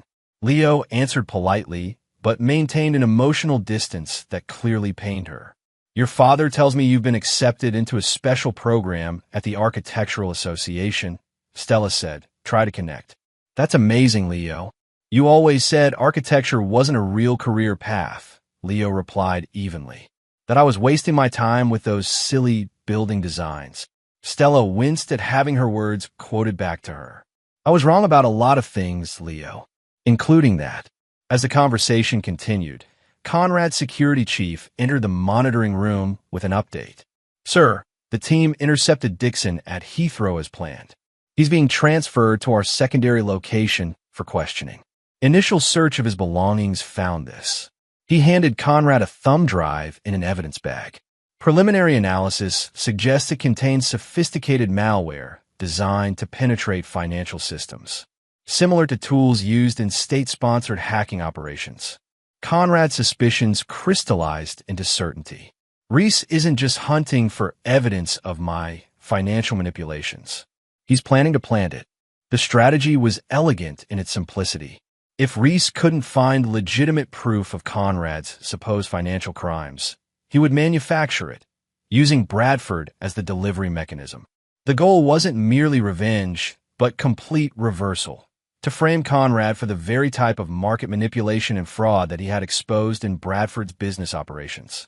"Increase security protocols on all Phantom investment systems immediately," Conrad ordered, "and prepare the conference room. I want to speak with Dixon personally." An hour later, Conrad faced Bradford Dixon across a table in the secure conference room.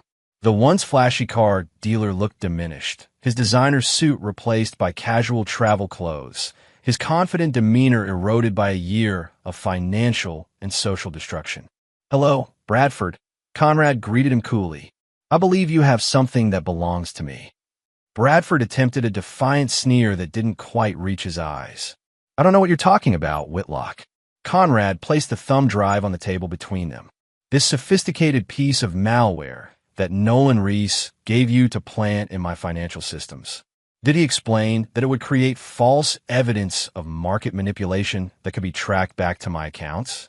Or did he simply tell you it would get the evidence you needed? Uncertainty flickered across Bradford's face. "You've been targeting me for over a year, destroyed my businesses, ruined my reputation, all because I fell in love with your wife." Conrad's laugh was devoid of humor. "Love? Is that what you call it?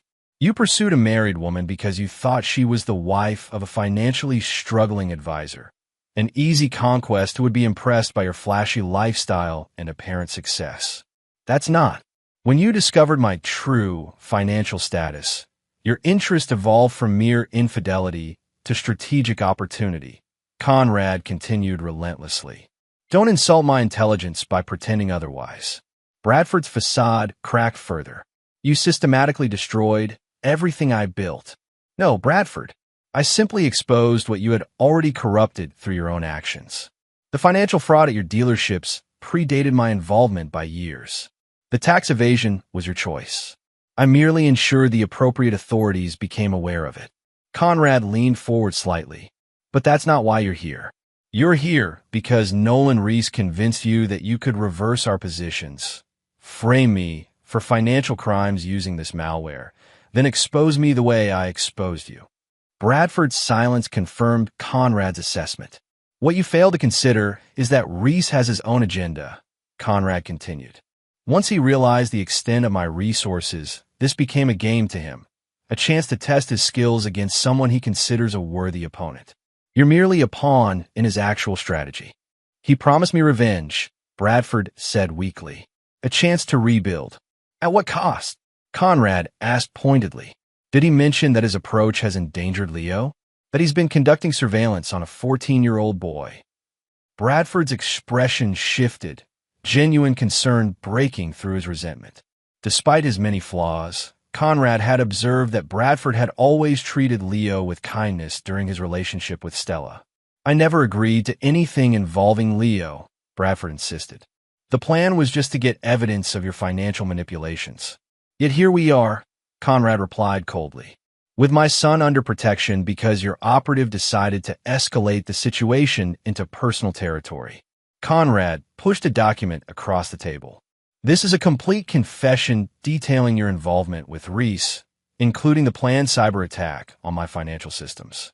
Sign it, and I'll ensure you return to Phoenix with enough resources to start over, far from my family. Refuse, and I'll have no choice but to pursue this as an attempted cybercrime with all the legal consequences that entails. Bradford stared at the document, then at Conrad. And Reese. Reese is my concern, not yours. After Bradford signed the confession, Conrad had him escorted to a secure location where he would remain until the situation with Reese was resolved. With one liability contained, Conrad turned his full attention to the more dangerous threat. The psychological profile his team had compiled on Nolan Reese suggested a man motivated by intellectual challenge rather than mere financial gain. This presented both a vulnerability and an opportunity. Reese's ego could be leveraged against him. Conrad instructed his security team to leak information suggesting that Leo was being moved to a different safe house, a classic misdirection play that would appeal to Reese's intelligence background. Meanwhile, Conrad implemented the final phase of his counter-strategy. That evening, as Conrad reviewed the security arrangements with his team, Leo entered his temporary office in the Cornwall estate.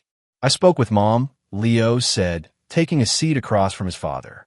She told me some things about what happened in Lakeside Heights, about how you systematically dismantled her life and Mr. Dixon's after we left. Conrad studied his son carefully.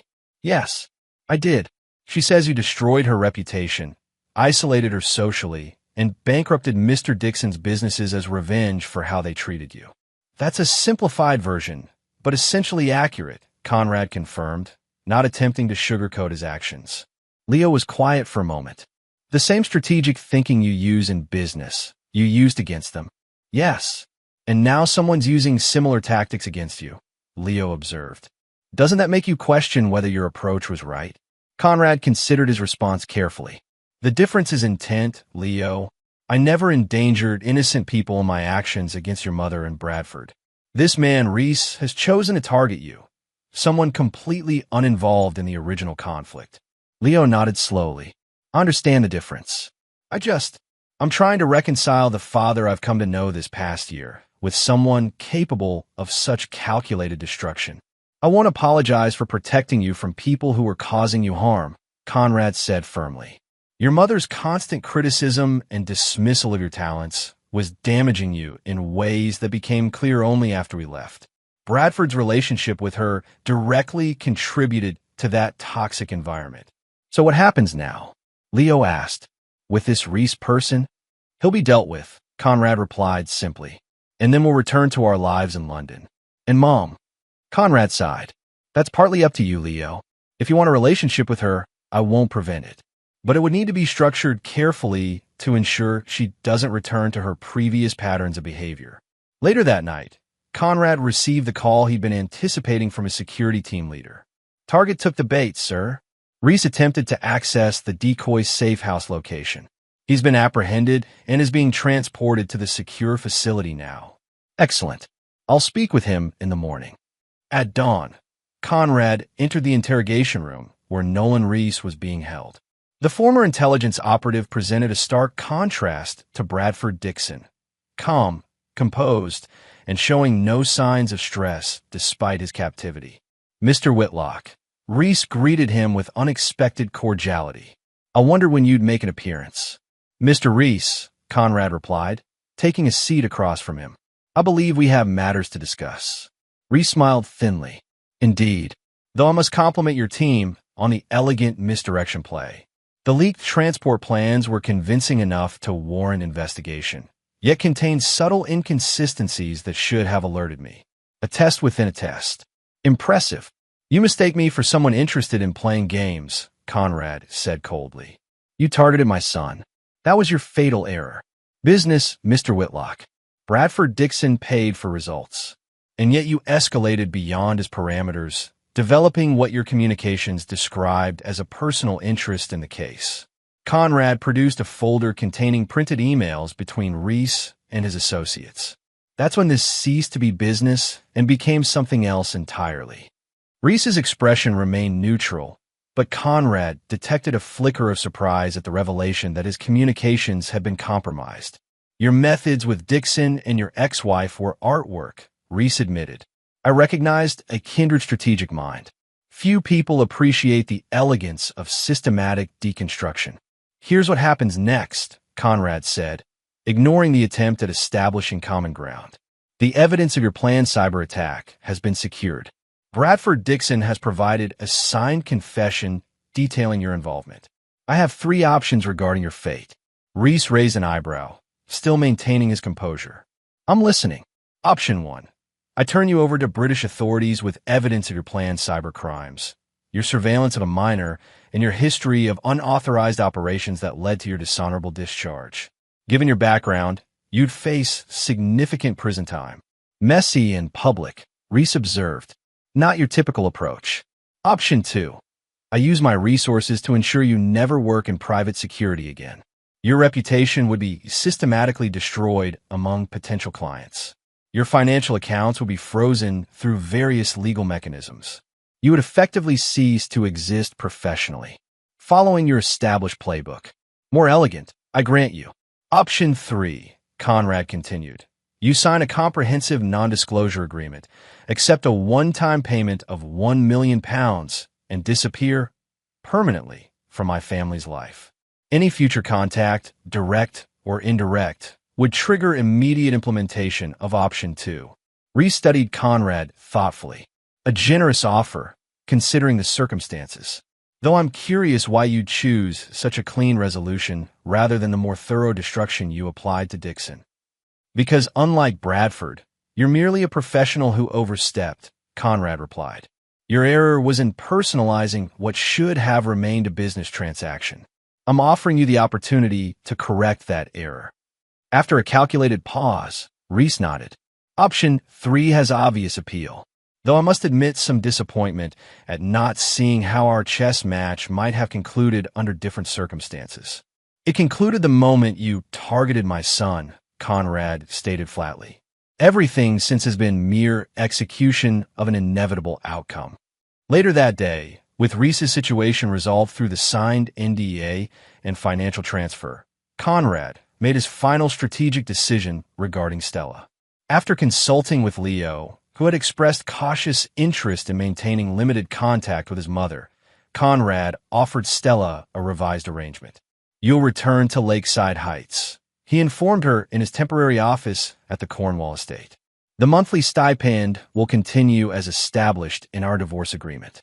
Additionally, I've arranged for you to be offered a position with the Henderson Foundation, a legitimate role managing their charitable events, not a handout. Stella looked surprised at this unexpected development. Why would you do that after everything that's happened? Because despite your mistakes, you're still Leo's mother, Conrad replied evenly. He's expressed interest in maintaining some relationship with you, which would be facilitated by your having stable employment and social standing.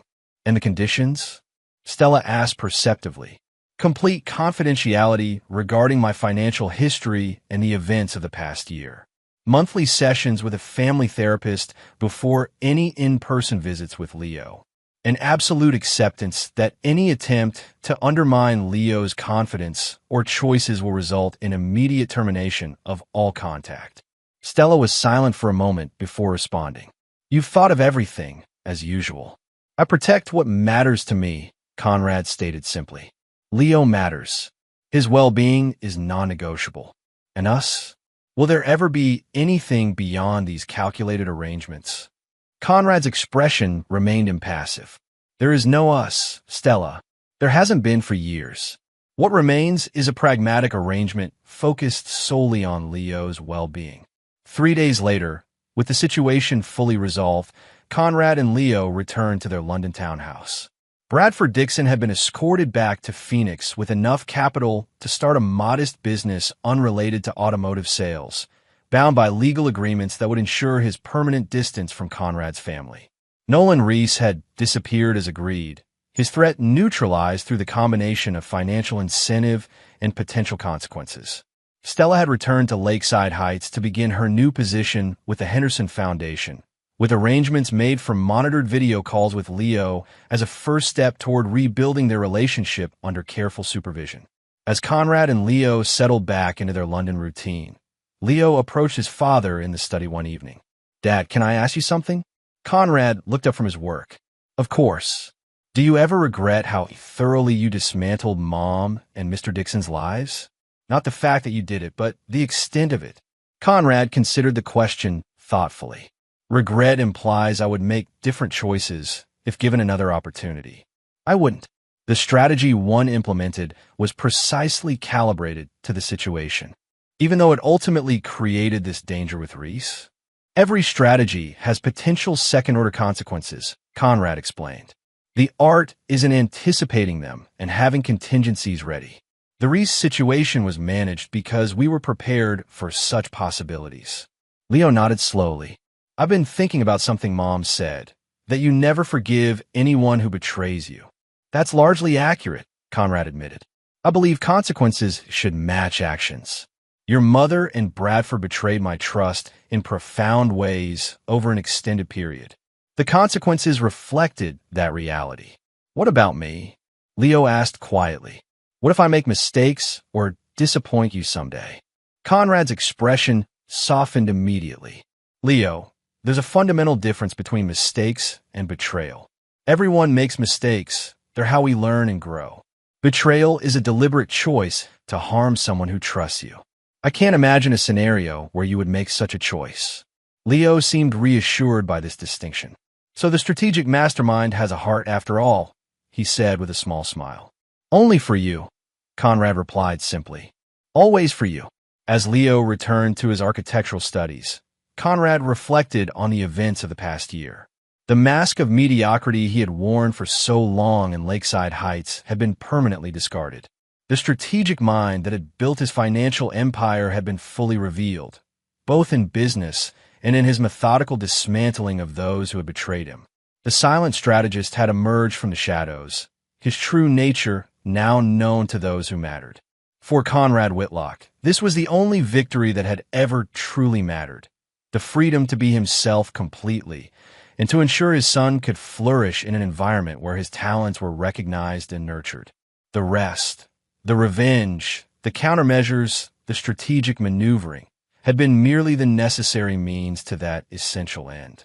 And there you have it. Another story comes to an end. What did you think? I'd love to hear your thoughts in the comments below. If you enjoy this story, consider joining our community by subscribing. It means the world to us. For more stories like this one, check out the recommended videos on screen. And I'll see you there. Welcome back to another episode of Infidelity Tales Lab. We're thankful for your continued viewership. Before we begin, tell us, where in the world are you watching from? We love knowing our global reach. Now, let's dive into today's story. Chapter 1. The Call. Blake Morrison adjusted his Armani tie as he stepped into his hotel suite overlooking downtown Chicago. The merger negotiations had run 12 hours straight, But the $200 million deal was finally sealed. His construction empire, Morrison Holdings, had just acquired another major competitor. At 38, Blake had built his company from a single bulldozer into the largest private construction firm on the West Coast. He poured himself a scotch and video called home to Seattle. The screen connected, showing his 4-year-old daughter Chloe's face, but something was immediately wrong. Her usual bright smile was replaced by a subdued expression, her blue eyes lacking their typical sparkle. "Hi, Daddy," she whispered, barely audible. "Hey there, Princess. Are you okay? You seem quiet." "I'm okay," Chloe said faintly, glancing away from the camera. Blake's paternal instincts flared. Behind Chloe, he could see his wife Candace standing motionless, staring down at their daughter with an expression he'd never seen before. Cold, almost menacing. Candace's perfectly manicured hands were clenched at her sides, her blonde hair pulled back severely. "Is everything okay there?" Blake asked, his voice sharpening. "Candace?" Candace's head snapped up, her green eyes meeting the camera for just a moment before she looked away. That's when Blake noticed something that made his blood freeze. Chloe's small hand moved subtly, making a gesture Blake had taught her 2 years ago when she was barely speaking. 3 fingers pressed together, thumb touching pinky. It was their secret signal, something he'd shown her to use if she ever felt scared or unsafe and couldn't speak freely. "Everything's fine," Candace said, stepping into view with a forced smile. "Chloe's just tired. Time for bed, sweetie." But Blake caught it, the slight tremor in Candace's voice, the way she positioned herself between Chloe and the camera, and most importantly, the desperate look in his daughter's eyes as she made the sign again before the call ended. Blake stared at the blank screen, his mind racing. In 8 years of marriage, Candace had never shown anything but loving care toward Chloe. She'd given up her marketing career to be a stay-at-home mother, seemingly devoted to their family. But that look, that stance, it was territorial, possessive, and threatening. He called back immediately. The phone rang 6 times before Candace answered, her face filling the screen. "Blake, I told you she's sleeping now. I want to see her room." "What? That's ridiculous. You'll wake her up. Show me. Now." Candace's jaw tightened. "I'm not going to." Blake's voice dropped to the tone that made million-dollar contractors nervous. "Show me our daughter's room, or I'm catching the next flight home." Something flickered across Candace's face. Fear, guilt, or calculation.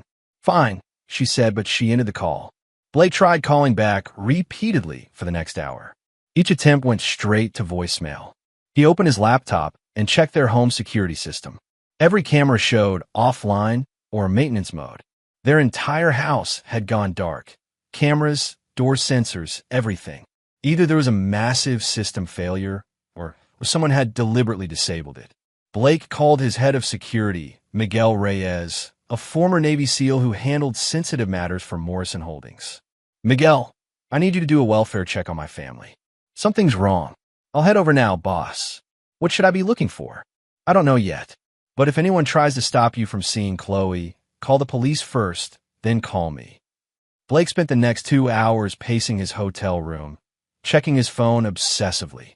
When Miguel finally called back, his voice was grim. "Boss, I went to the house." Candace answered the door, said everything was fine, but she wouldn't let me see Chloe. Said she was sleeping and I disturb her. When I insisted, she threatened to call the police on me for harassment. "What about the security system?" She claimed it was being serviced. But here's the thing. I saw a car parked around the corner. Black BMW, tinted windows. When I walked toward it, it drove off quickly. Blake's grip tightened on the phone. "Get the license plate?" "Partial. I'm running it now. Stay on the house tonight. If that car comes back, I want to know immediately." After hanging up, Blake booked the earliest flight to Seattle. But as he packed, his mind churned through possibilities. Candace's behavior was completely out of character, unless he'd never really known her at all. He'd met Candace at a charity gala 7 years ago. She was beautiful, charming, and seemed to understand his driven nature. They'd married within a year, and Chloe was born 18 months later. Candace had been the perfect wife, supportive during his company's expansion, gracious at business dinners, and apparently devoted to their daughter. But now, replaying their relationship in his mind, Blake began noticing gaps. Candace's vague answers about her past before they met. Her reluctance to discuss her family, claiming they were estranged. The way she sometimes disappeared for hours, claiming shopping trips or spa visits, but returning with nothing to show for it. Blake opened his safe and removed a thick folder, the background check he'd commissioned on Candace before their engagement. At the time, it had seemed paranoid, but his lawyers had insisted. The report had been clean. No criminal history, good credit, normal social media presence. But it had also been remarkably sparse on details before her 24th birthday. Now, with his daughter potentially in danger, that gap seemed ominous. His phone buzzed with a text from Miguel. Car is back. Same BMW. Driver is watching the house. Blake checked his watch.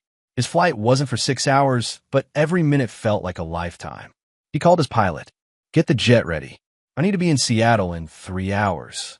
Sir, it's nearly midnight. We'll need to. I don't care what it costs or what permits you need. Get me home. As Blake waited for the car to the airport, he pulled up Candace's recent credit card statements on his phone. The charges were routine except for one thing. Large cash withdrawals over the past month, totaling nearly $15,000. Cash meant no electronic trail, no way to track how the money was being spent. Blake's jaw clenched. Whatever was happening at his house, it had been planned. The disabled security system, the mysterious car, the cash withdrawals, and somehow his 4-year-old daughter was caught in the middle of it. But Blake Morrison hadn't built a construction empire by backing down from fights. He'd learned early that in business and in life, you either crush your enemies completely, or they eventually crushed you. By the time his plane took off, Blake had made a decision. Whatever threat was facing his family, whoever was responsible, he would eliminate it with the same ruthless efficiency he'd used to destroy business competitors. And if Candace was involved, if his wife had betrayed him and endangered their daughter, she would learn why Blake Morrison's enemies either fled the state or ended up in bankruptcy court. Some betrayals could never be forgiven. Chapter 2. The Revelation. Blake's private jet touched down at Boeing Field at 4:17 a.m. Miguel met him on the tarmac with a grim expression and a coffee that Blake ignored. Status report, Blake demanded as they walked to Miguel's armored SUV. The BMW left around 2 a.m. I followed it to the Fairmont Olympic Hotel downtown. Driver went to the parking garage, but I lost him. No visual on who it was. What about Candace? House has been quiet. All lights went off around midnight. But boss, Miguel hesitated. I think you should see this. He handed Blake a tablet showing traffic camera footage from earlier that evening. The timestamp read 8:43 p.m., just after Blake's disturbing video call. Watch the black BMW, Miguel said. Blake studied the screen. The BMW was leaving his neighborhood, heading toward downtown Seattle. As it passed under a streetlight, the camera caught a clear view through the windshield. The driver was Candace. Blake's expression hardened. She left Chloe alone? Gets worse. Watch this. Miguel swiped to another camera feed, this one from the hotel's valet station. The BMW pulled up, and Candace stepped out wearing a dress Blake had never seen, something expensive and revealing. But she wasn't alone. A man emerged from the passenger side. Tall, muscular with dark hair and the kind of physique that screamed personal trainer or gym rat. He moved with casual confidence as he handed the valet the keys, then placed his hand possessively on Candace's lower back as they entered the hotel. Blake felt something cold settle in his chest. How long were they inside? 4 hours. Left separately around 1 a.m. Different cars. You get an ID on it? Miguel nodded. Facial recognition hit a match. Tyler Hendricks, age 31. Owns a boutique fitness studio called Elite Form. Divorced, no kids, clean record except for a DUI 3 years ago. Blake studied the footage again, noting the familiarity between Candace and Tyler. This wasn't a first meeting. They moved together like a couple who'd been intimate for months, maybe longer. How long has this been going on? Blake asked quietly. I'm checking. But boss, there's something else. I found out why your security system went down. Miguel pulled up another screen showing Blake's home security company's maintenance logs. Someone called yesterday afternoon claiming to be you, saying you wanted the system temporarily disabled for privacy reasons during a family matter. They had your account information, your social security number, everything needed to authenticate. Candace had access to all that information. Yes, sir. She planned this. Blake stared at the footage of his wife entering a hotel with another man while their 4-year-old daughter was home alone. The betrayal cut deep, but what enraged him more was the calculated nature of it. Candace hadn't just cheated. She'd deliberately left Chloe vulnerable to enable her affair. "Take me home," Blake said. "I want to see my daughter." The drive to his Bellevue mansion took 20 minutes. Blake's neighborhood was one of the most exclusive in the Seattle area, with homes starting at $3 million. His own house, a 12,000-square-foot modern fortress, sat on 5 acres of meticulously landscaped grounds. He designed it himself, with state-of-the-art security, a safe room, and clear sight lines from every window, all of which Candace had circumvented with a simple phone call. Blake used his key to enter quietly through the front door. The house was silent, except for the grandfather clock in the foyer, chiming 5 a.m. He climbed the stairs to Chloe's room, his footsteps muffled by Persian rugs. Chloe's door was slightly ajar. Blake pushed it open and saw his daughter sleeping peacefully in her princess-themed bed, clutching her favorite stuffed elephant. She looked small and vulnerable in the large room, and Blake felt his rage intensify. How could Candace have left her alone? He checked on her for several minutes, ensuring she was truly safe, then made his way to the master bedroom. Candace was there, apparently asleep, her blonde hair spread across the pillow. But Blake noticed details that confirmed his suspicions. A slight smear of makeup she'd missed while cleaning up, the faint scent of cologne that wasn't his, and her phone charging face down on the nightstand. Blake didn't wake her. Instead, he went to his home office and began making calls. First, he contacted his attorney, David Kim, one of Seattle's most ruthless divorce lawyers. "David, I need you at my office in 2 hours.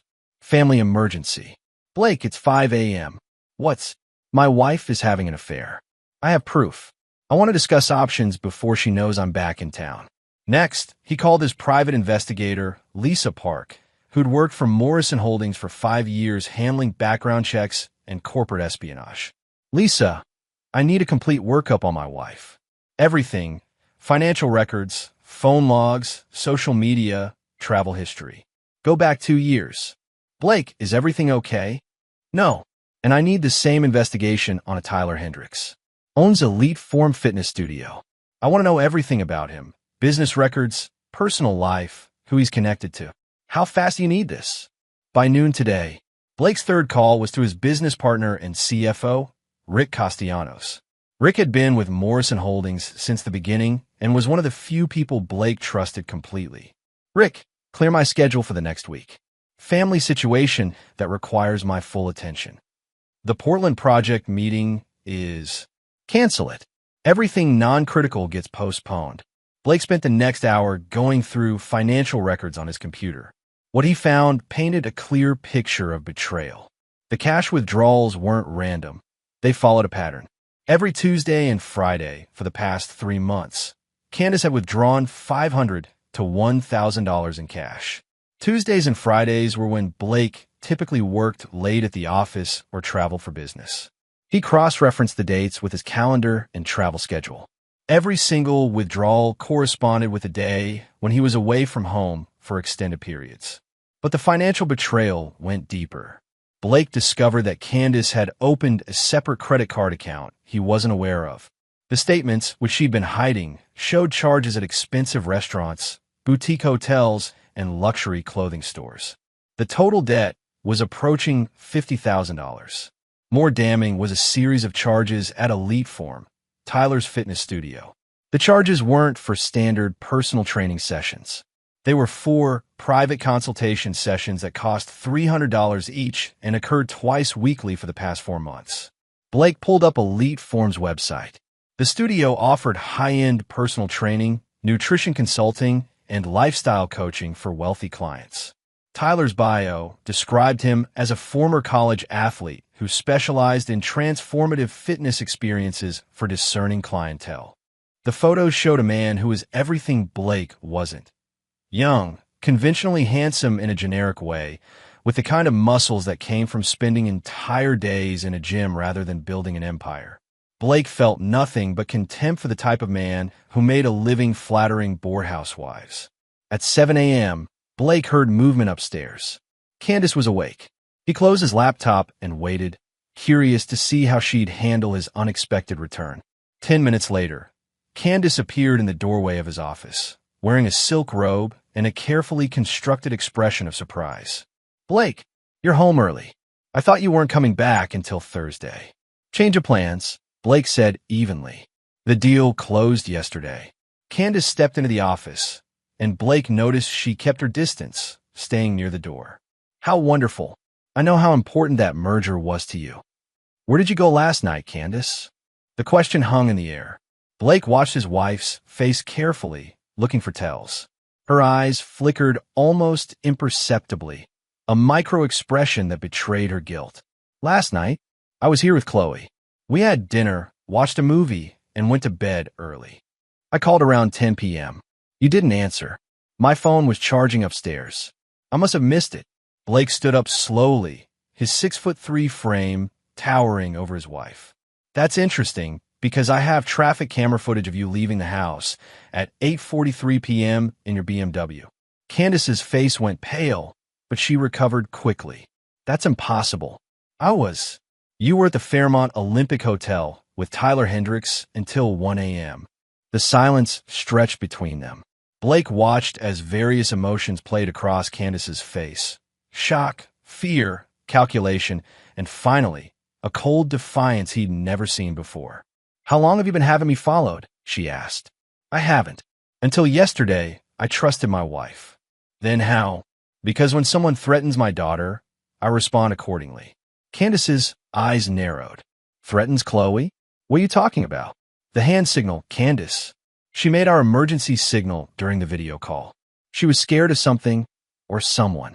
For the first time, Candace looked genuinely confused. "What hand signal?"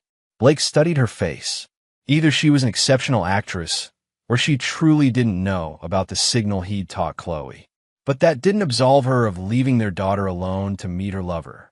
"You left a 4-year-old child alone for 4 hours so you could cheat on your husband." "Blake, I can explain." "Don't."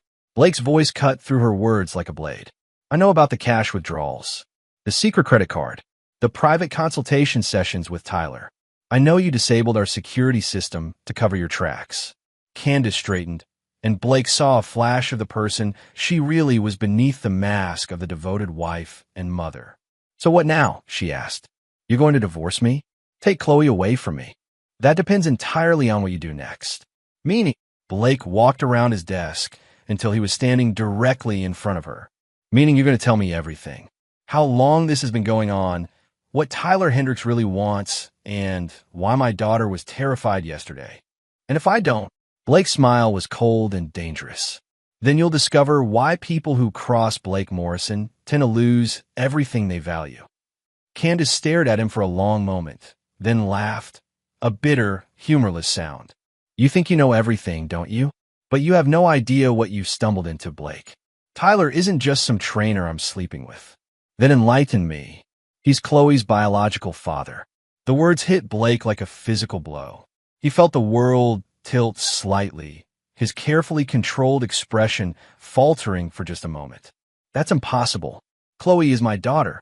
"Your daughter," Candace said with venom, "has never had a DNA test, and Tyler has been very patient about claiming what's his." Blake stared at the woman he'd thought he knew, seeing a stranger's face looking back at him. But even as the revelation shattered his world, his mind was already adapting, calculating, planning. If Candace thought this bombshell would destroy him, she'd badly underestimated who she was dealing with. Blake Morrison had built his empire by turning disasters into opportunities. And this betrayal, this unforgivable, calculated destruction of his family, would be no different. By the time he was finished, Candace and Tyler would learn that some wars are won not by who strikes first, but by who strikes last. Chapter 3: The Investigation.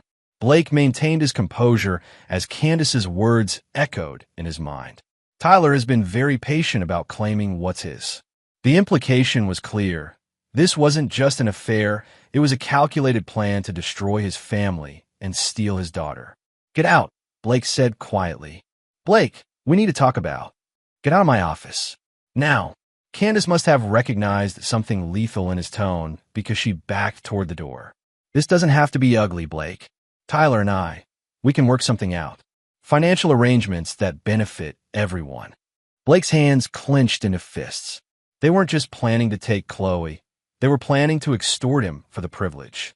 "You have 30 seconds to leave this room before I do something we'll both regret." Candace fled, her footsteps rapid on the hardwood floors. Blake heard her bedroom door slam upstairs. He sat back down at his desk and forced himself to think logically. If Tyler Hendricks truly believed he was Chloe's biological father, that changed everything. This wasn't a simple affair. It was a long-term strategy to claim his daughter and likely his wealth. Blake pulled up his calendar from 4 years ago, around the time Chloe would have been conceived.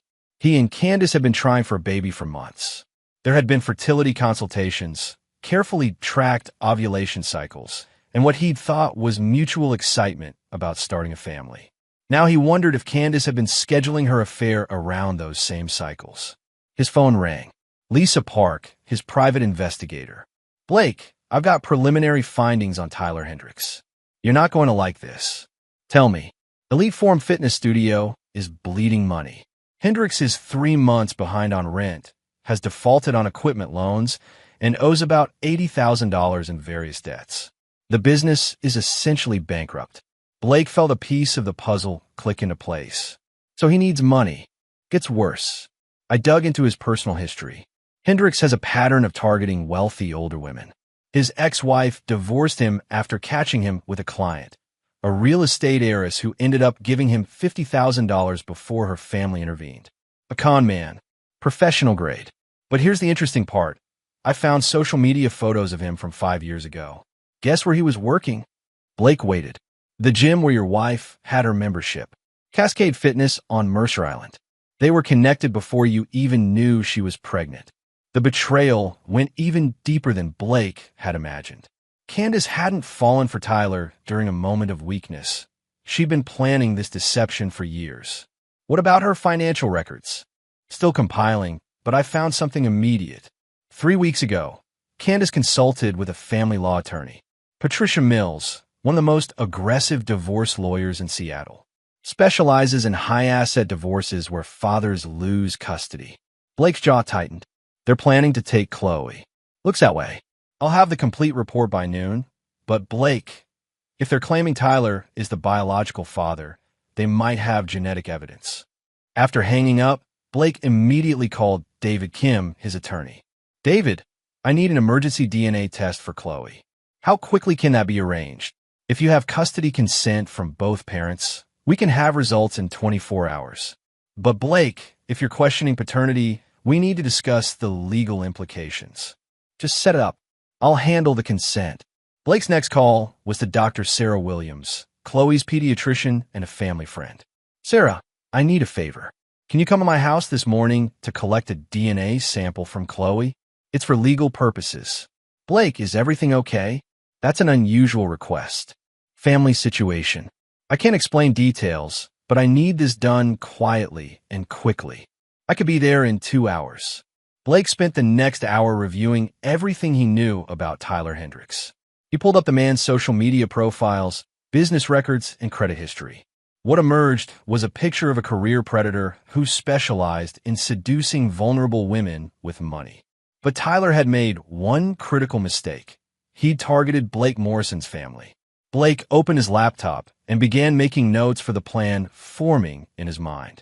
Tyler wanted to claim Chloe and extort money from him. Blake would give him exactly what he deserved.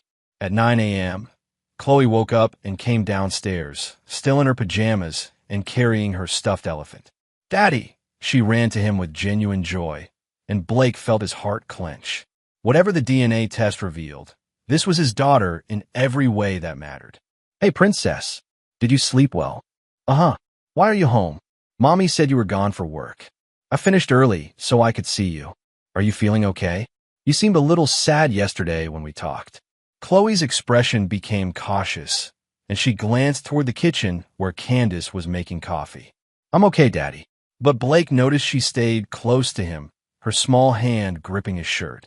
Whatever had happened yesterday, Chloe still felt safer with him than with her mother. Dr. Williams arrived at 11 a.m. with her medical bag and a discreet DNA collection kit. She was a woman in her 50s who'd been treating Chloe since birth. Uncle Blake needs to make sure you're extra healthy, Dr. Williams explained to Chloe as she swabbed the inside of her cheek. This is just like the vitamin tests we do sometimes. Chloe cooperated without complaint, trusting Dr. Williams completely. Candace watched from the doorway, her face pale, but saying nothing. After Dr. Williams left with the sample, Blake's phone rang. Miguel, boss, I got eyes on Tyler Hendricks. He's at his gym, but he's not alone. There's a woman with him. Looks like a lawyer based on the briefcase and business attire. Can you get photos? Already done. Sending them now. Blake's phone buzzed with several high-resolution images. The woman was Patricia Mills, the divorce attorney Lisa had mentioned. She and Tyler were sitting in his office, documents spread across the desk between them. Blake forwarded the photos to David Kim with a text. The opposition is planning their strategy. We need to move faster. At noon, Lisa Park arrived with a thick folder containing her complete investigation. Blake, this is bigger than just an affair and a paternity claim, she said, spreading documents across his desk. Tyler Hendricks and Patricia Mills have worked together before. Explain.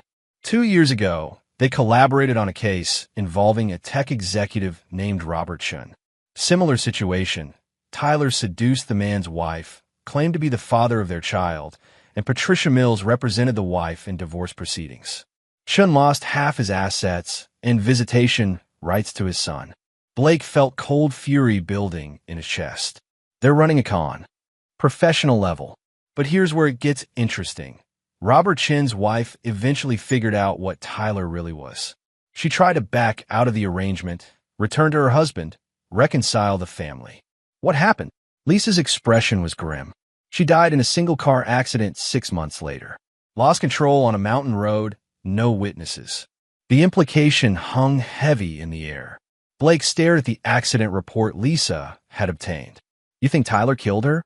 I think Tyler Hendricks is more dangerous than he appears. And Blake, there's something else.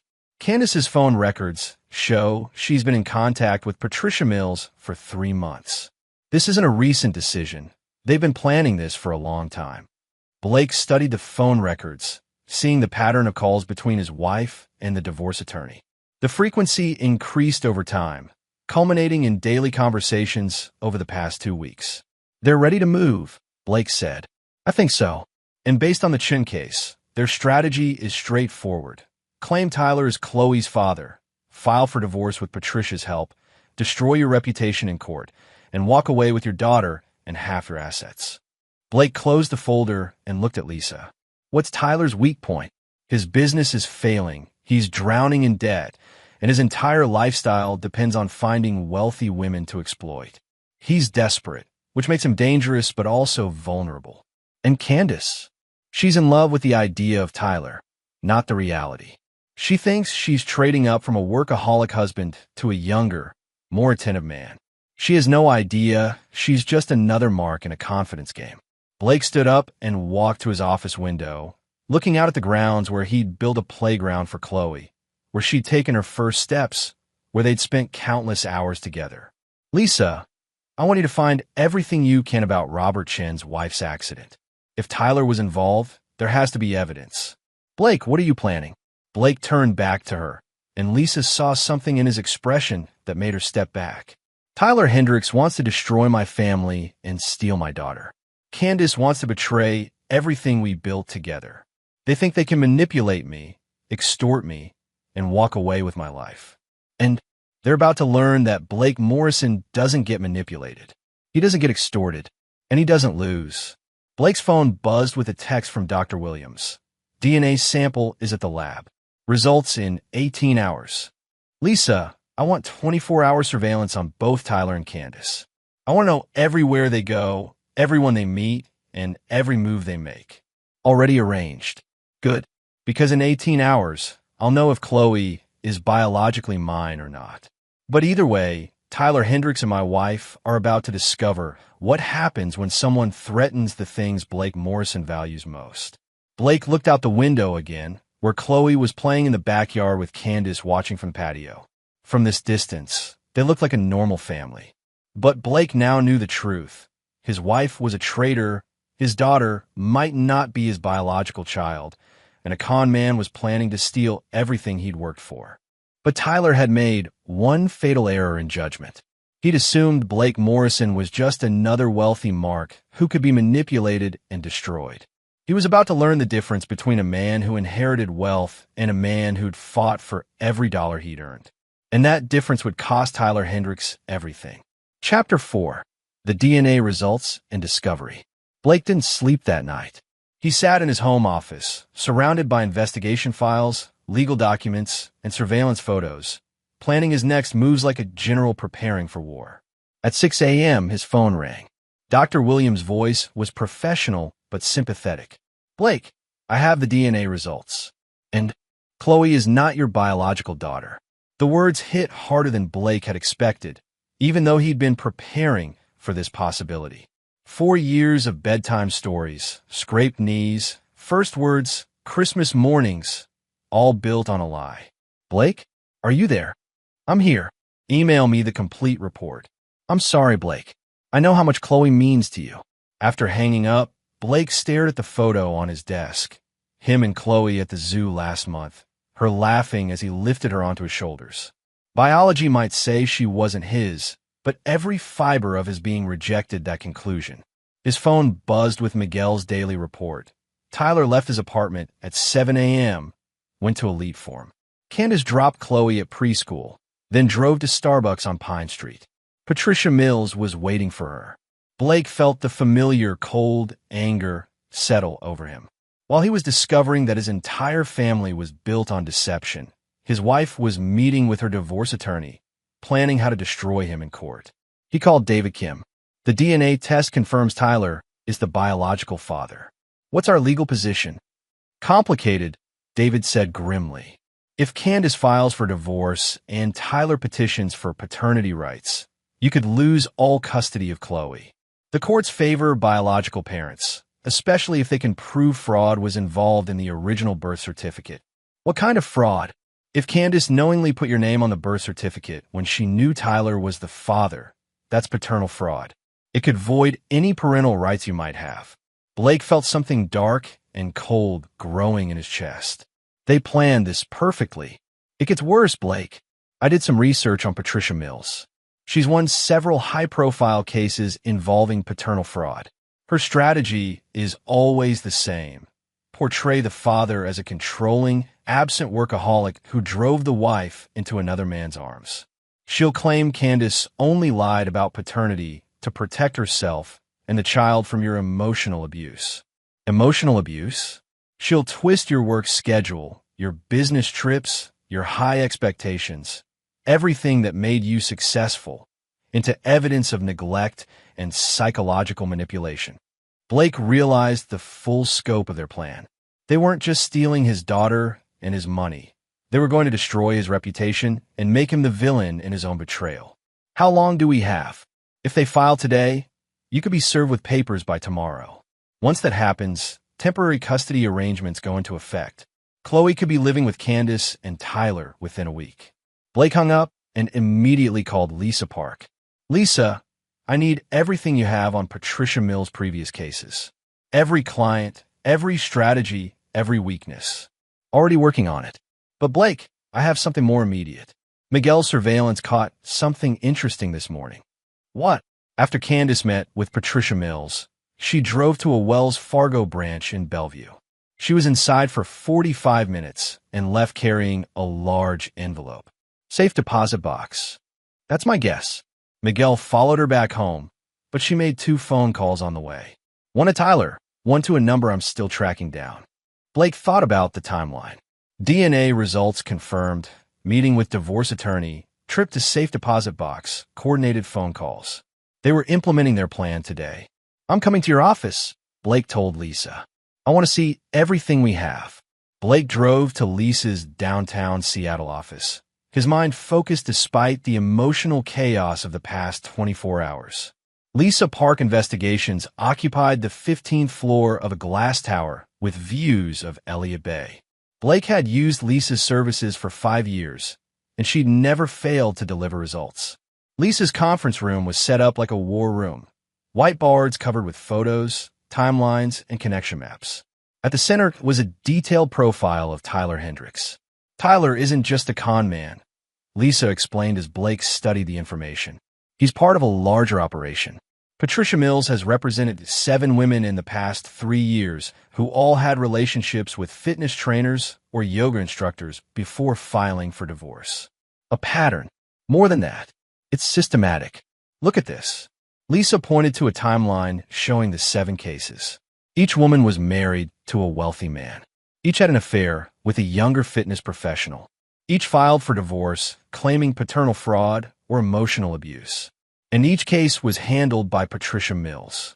Blake studied the names and photos. How much money are we talking about? Combined settlements totaling $47 million over 3 years. Patricia Mills takes 30% of all settlements, which means she's earned over $14 million from this scheme. And Tyler's cut? Hard to calculate exactly, but based on his lifestyle upgrades and the timing, I'd estimate he's made about $3 million. Blake felt the pieces clicking together. They're targeting wealthy men specifically.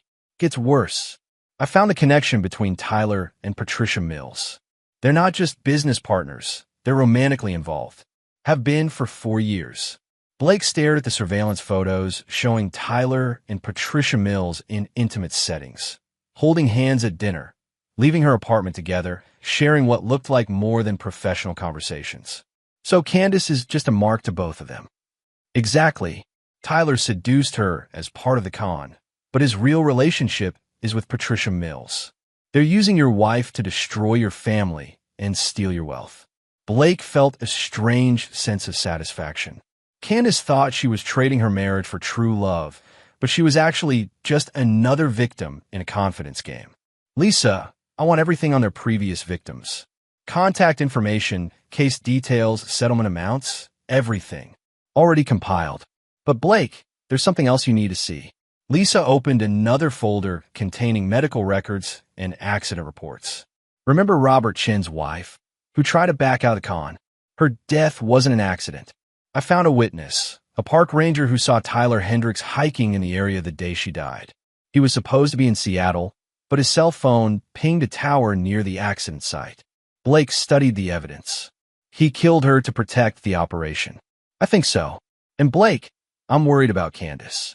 If she ever figures out what Tyler really is, if she tries to reconcile with you or back out of the divorce. The implication was clear. Tyler Hendricks had killed before to protect his criminal enterprise, and he wouldn't hesitate to kill again. Blake's phone buzzed with a text from Miguel. Candace just returned home. Tyler's car is in your driveway. Blake felt rage build in his chest. Tyler was in his house, with his daughter, planning to steal everything Blake had worked for. Lisa, I want you to contact Robert Chun and the other victims. I want to know everything about how Tyler operates, how Patricia Mills builds her cases, and what evidence we need to destroy them. What are you planning, Blake? Blake stood up and looked out at the Seattle skyline, the city where he'd built his empire, where he'd thought he had a family, where his enemies now believe they could destroy him. Tyler Hendricks and Patricia Mills have spent years perfecting a system to destroy men like me. They think they understand how to manipulate the legal system, how to turn wives against husbands, how to steal children and wealth. And they're about to learn that Blake Morrison doesn't play by their rules. Blake's phone rang. David Kim. Blake, I just received a call from Patricia Mills' office. They're filing divorce papers this afternoon. Candace is claiming irreconcilable differences, emotional neglect, and seeking full custody based on Tyler's paternity claim. Timeline. You'll be served with papers by 6 p.m. today. Emergency custody hearing is scheduled for tomorrow morning. Blake checked his watch. It was 2 p.m., which gave him less than 4 hours before his world officially ended, unless he acted first. David, file countersuit. I want custody of Chloe. I want the house and I want a full financial audit of everything Candace has done in the past year. Blake, that's not going to work. The paternity test is just one piece of evidence. File the papers now. I'm going home to have a conversation with my wife and her boyfriend. Blake left Lisa's office with a complete dossier on Tyler Hendricks and Patricia Mills' operation. He understood their strategy, their weaknesses, and their criminal activities. More importantly, he now understood exactly how to destroy them. As he drove toward his house, toward the confrontation that would determine his daughter's future, Blake felt the familiar calm that came before a major business negotiation. Tyler and Candace thought they held all the cards, but they'd made one critical error. They'd assumed Blake Morrison would fight fair. They were about to discover that when someone threatens everything a man values, fairness becomes a luxury he can't afford. And Blake Morrison had never lost a fight when the stakes were this high. Chapter 5. The Confrontation. Blake pulled into his circular driveway at 3:47 p.m. and saw Tyler's black BMW parked brazenly next to Candace's car. Through the living room windows, he could see figures moving around inside his house. Tyler Hendricks making himself comfortable in Blake's home while planning to steal his daughter. Blake sat in his car for a moment, centering himself. This confrontation would determine everything that followed. He needed to be strategic, not emotional. He entered through the front door and heard voices from the kitchen, Candace and Tyler talking in low, conspiratorial tones. Chloe was nowhere to be seen, probably in her playroom or taking her afternoon nap. Blake walked quietly down the hallway and paused outside the kitchen, listening. "Papers will be served by 6, Candace was saying.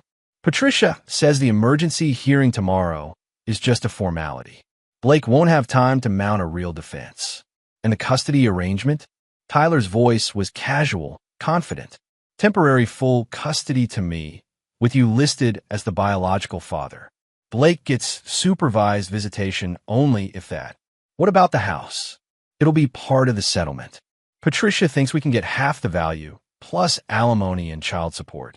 With your paternity claim validated, Blake doesn't have much leverage." Blake stepped into the kitchen. "Interesting theory." Both Candace and Tyler spun around, startled. Tyler recovered quickly, standing up with the kind of aggressive posture Blake had seen from men trying to intimidate their way out of bad situations. "Blake," Candace said, her face flushing. "We were just planning my destruction?" Blake's voice was conversational, almost amused. "Please, don't let me interrupt." Tyler stepped forward, flexing slightly. "Look, man, this doesn't have to be complicated. Candace and I are in love. Chloe is my daughter. And it's time for everyone to accept reality." Blake studied Tyler with the same detached analysis he used when evaluating business competitors. 6'1", maybe 185 pounds, clearly spent a lot of time in the gym, but had the soft edges of someone who'd never been in a real fight. His aggressive stance was rehearsed, designed to intimidate suburban husbands during custody disputes. "Reality," Blake repeated. That's an interesting word choice from someone who's been running a criminal confidence game for the past 4 years. Tyler's expression flickered, just a moment of uncertainty before the aggressive mask returned. "I don't know what you're talking about." Blake pulled out his phone and showed Tyler a photo Lisa had compiled. Tyler with Patricia Mills at a romantic dinner. "Patricia Mills, your girlfriend and business partner. 7 wealthy husbands destroyed, $47 million in fraudulent settlements. And at least 1 murder when Robert Chin's wife tried to back out of your operation." The color drained from Tyler's face. Candace looked confused, glancing between the two men. "Tyler, what is he talking about?" Blake showed her another photo, Tyler with a different woman, then another and another. "Your boyfriend has seduced at least 7 married women as part of a systematic fraud operation. You're not his lover, Candace. You're his mark." "That's impossible," Candace said. But Blake could see doubt creeping into her voice. "Patricia Mills represents all his victims. Tyler seduces wealthy wives, claims to be the father of their children, and Patricia Mills handles the divorce proceedings. They split the settlements and move on to the next target." Tyler's jaw clenched. "You can't prove any of that." Blake smiled coldly. "Actually, I can. I have surveillance footage of you with Patricia Mills, financial records showing your partnership, and witness testimony from Robert Chun about what you did to his family. Blake pulled up another photo on his phone, crime scene images from the car accident that killed Chen's wife. This is what happens when one of your victims tries to back out. Isn't it, Tyler? Tyler's carefully constructed confidence began to crack. You're insane. That was an accident. A park ranger saw you hiking near the accident site the day she died. Your cell phone pinged a tower 20 miles from where you claim to be. And there are brake marks on the road that suggest her car was deliberately forced off the cliff. Candace sank into a chair, staring at Tyler with growing horror. Tell me this isn't true. Tyler ignored her, focusing on Blake with new wariness. Even if any of that was real, it doesn't change the fact that Chloe is my daughter. I have paternity rights. Do you? Blake's smile became predatory. Because I have some interesting news about your DNA test. Blake pulled out another document. One Lisa had obtained from the lab that processed Tyler's paternity claim. Your test was processed by Northwest Genetics Labs, wasn't it? The same lab Patricia Mills uses for all her paternity cases. The same lab that's been falsifying DNA results for the past 3 years as part of your operation. Tyler's eyes widened. That's impossible. The lab technician is named Marcus Webb. Ring any bells? He's Patricia Mills' cousin, and he's been altering test results in exchange for a cut of your settlements. I have financial records showing payments from Patricia Mills to Marcus Webb totaling $300,000 over 3 years. Blake watched as Tyler's world collapsed around him. The DNA test, the cornerstone of their entire plan, was fraudulent. But that means, Candace whispered, that means Tyler Hendricks is not Chloe's biological father, Blake said. He never was. The entire paternity claim is based on fabricated evidence. Tyler lunged forward, his careful facade finally cracking completely. You son of a... Blake caught Tyler's wrist effortlessly. Despite Tyler's gym-built physique, Blake had the real strength that came from years of construction work before building his empire. More importantly, Blake had the focused violence of a man protecting his family. I wouldn't, Blake said quietly, applying pressure to Tyler's wrist until the younger man winced. Assault charges would complicate your legal situation considerably. Blake released Tyler's wrist and stepped back. Here's what's going to happen. You're going to leave my house right now. You're going to stop all contact with my wife and daughter. And you're going to find a new line of work because your criminal operation is finished. You can't prove anything in court, Tyler said, rubbing his wrist. Blake's smile was genuinely amused now. Tyler, you still don't understand who you're dealing with. I don't need to prove anything in court. Blake pulled out his phone and showed Tyler a series of text messages. These are from your previous victims, all 7 women you've defrauded. I contacted them this morning and explained what really happened to them. They're very interested in meeting with prosecutors to discuss your criminal activities. Tyler's face went pale. They can't. They can, and they will. But that's not the best part. Blake showed Tyler another document. This is a financial forensic audit of Elite Form Fitness Studio. It shows systematic money laundering, tax evasion, and fraudulent business practices. The IRS will be very interested in your creative accounting methods. But more importantly, Blake continued, I've had a very interesting conversation with Marcus Webb at Northwest Genetics Labs. When faced with federal fraud charges, he became surprisingly cooperative about his relationship with Patricia Mills. Tyler staggered backward, the full scope of his exposure becoming clear. Blake turned to Candace. As for you, you have a choice to make. You can continue with this divorce, knowing that Tyler is a criminal who is using you as part of fraud operation. Patricia Mills will abandon you the moment her own criminal exposure becomes clear, leaving you with nothing. Or you can end this madness now. Cancel the divorce filing, sever all contact with Tyler and Patricia Mills, and we can discuss the future of our marriage. Candace looked between Blake and Tyler, seeing her lover, the man she betrayed her family for, revealed as a predator who'd manipulated her from the beginning. I need time to think, she whispered. No, Blake said firmly. You need to decide right now. Tyler is leaving this house in the next 60 seconds. The question is whether you're going with him or staying to face the consequences of what you've done to our family. Tyler straightened, tried to recover some dignity. Candace, don't listen to him. He's just trying to manipulate you. Blake laughed. a cold, genuinely amused sound. Tyler, after everything you've done, you're accusing me of manipulation? Blake pulled out his phone one more time and played a recording. It was Tyler and Patricia Mills discussing their plan to destroy Blake's family, including specific details about seducing Candace and fabricating the paternity claim. I've been recording all of your conversations for the past week, Blake explained. Your phones, your meetings, even your intimate moments with Patricia Mills. It's amazing what private investigators can accomplish when properly motivated. Tyler's legs seemed to buckle slightly. The recording was evidence of conspiracy, fraud, and criminal enterprise. Combined with the testimony from previous victims, it would destroy him completely. 50 seconds, Tyler. Tyler looked at Candace one last time, perhaps hoping she'd choose to run away with him. But Candace was staring at the floor, her world shattered by the revelation of Tyler's true nature. This isn't over, Tyler said to Blake as he headed toward the door. Blake's voice followed him. You're absolutely right, Tyler. It's not over. It's just beginning. After Tyler left, Blake and Candace sat in silence for several minutes. Finally, Candace looked up at him with tears in her eyes. I'm sorry, Blake. I thought he loved me.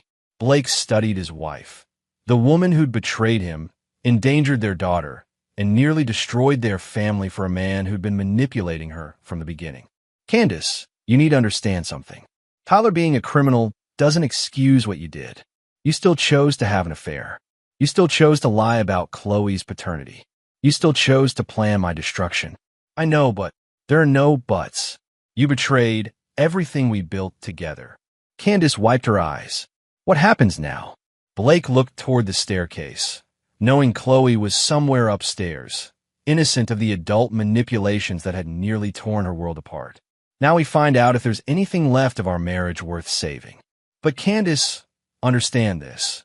If you ever betray me or endanger Chloe again, Tyler Hendrick's fate will seem merciful compared to what I'll do to you. Candace shivered at something she saw in Blake's eyes. Are you threatening me? I'm stating a fact. You've seen what I'm capable of when my family is threatened. Tyler thought he was smart, thought he could manipulate and destroy me. Where is he now? Outside. They heard Tyler's BMW speeding away from the house, fleeing the wreckage of his criminal enterprise. Blake stood up. Clean yourself up. We're going to have dinner as a family, and you're going to explain to me exactly how we're going to rebuild the trust you destroyed. As Candace headed upstairs, Blake's phone buzzed with a text from Lisa Park. Patricia Mills just withdrew from all active cases and is reportedly fleeing to Canada. Tyler's gym has been raided by federal agents. Marcus Webb is in custody. Blake smiled grimly. Tyler Hendrick's criminal empire was collapsing exactly as Blake had planned. But the war wasn't over yet. Tyler still had to pay for threatening Blake's daughter. And that payment would be far more personal than criminal prosecution could provide. Some debts could only be settled with blood. Chapter 6. The Hunt Begins. 3 days after Tyler's humiliating departure from Blake's house, the full scope of the criminal operation's collapse became clear. Patricia Mills had fled to Vancouver, but was arrested at the airport on federal fraud charges. Marcus Webb, the lab technician, had provided evidence in exchange for a plea deal. Elite Form Fitness Studio was seized by the IRS, leaving Tyler homeless and nearly penniless. But Blake Morrison wasn't satisfied with Tyler's financial ruin. The man had threatened Chloe, manipulated his wife, and planned to steal his family. That required a more personal response. Blake sat in his office reviewing reports from Lisa Park. Tyler had been staying at cheap motels around Seattle, burning through his remaining cash. His criminal partners had abandoned him, his assets were frozen, and his carefully constructed life was in ruins. But Tyler was also desperate, which made him dangerous. He's been asking around about guns, Miguel reported during their morning briefing. Nothing traceable, but he's looking for protection or planning something stupid. Where is he now? Motel 6 in Renton. Room 237. Hasn't left in 18 hours except for food runs. Blake studied surveillance photos of Tyler, unshaven, paranoid, constantly looking over his shoulder. The confident predator who'd invaded Blake's home had been reduced to a frightened animal. Any contact with Candace? None. She's been home with Chloe. Hasn't left the property since Tuesday. Blake's relationship with his wife remained in limbo. Candace had agreed to cancel the divorce proceedings and sever all contact with Tyler and Patricia Mills, but the betrayal hung between them like a toxic cloud. They were civil for Chloe's sake, but the marriage Blake had thought he knew was gone. What mattered now was ensuring Tyler could never threaten his family again. Blake's phone rang. David Kim, his attorney. "Blake, we have a problem. Tyler Hendricks has retained new counsel, Jimmy Morrison from the public defender's office. So, Morrison is pushing for a plea deal in exchange for testimony about your illegal surveillance activities. Tyler is claiming you violated his privacy rights, that your evidence was obtained illegally." Blake felt a moment of cold amusement. Tyler's trying to turn the tables. It gets worse. He's also filed a restraining order claiming you've been harassing and threatening him. If granted, you can't go within 500 feet of Tyler or any property he occupies. When's the hearing? Tomorrow morning. Blake, if this restraining order goes through, it could complicate everything. The criminal charges against Tyler might be dismissed if his lawyer can prove prosecutorial misconduct based on illegally obtained evidence. After hanging up, Blake called Lisa Park. "Lisa, I need to know everything about Jimmy Morrison, Tyler's new lawyer." "Already on it. Morrison is clean, public defender for 8 years, good reputation, no obvious corruption. But Blake, he's also competent. If Tyler's claiming harassment, Morrison might be able to make it stick." Blake understood the strategy. Tyler couldn't win a direct fight, so he was trying to use the legal system to neutralize Blake's advantages. If the restraining order was granted, it would give Tyler breathing room to plan his next move. Blake wouldn't allow that to happen. "Miguel, I want Tyler under constant surveillance. If he meets with anyone, goes anywhere unusual, or does anything that looks like planning, I want to know immediately." "Already on it, boss." "But Blake, if there's a restraining order, then we'll have to be more creative." That evening, Blake sat in Chloe's room reading her a bedtime story. She curled against him, trusting and innocent, unaware of the war being fought around her. As he read about brave princesses and defeated dragons, Blake felt his resolve crystallize.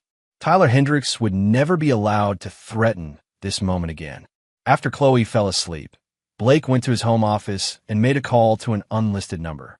"Vincent, it's Blake Morrison."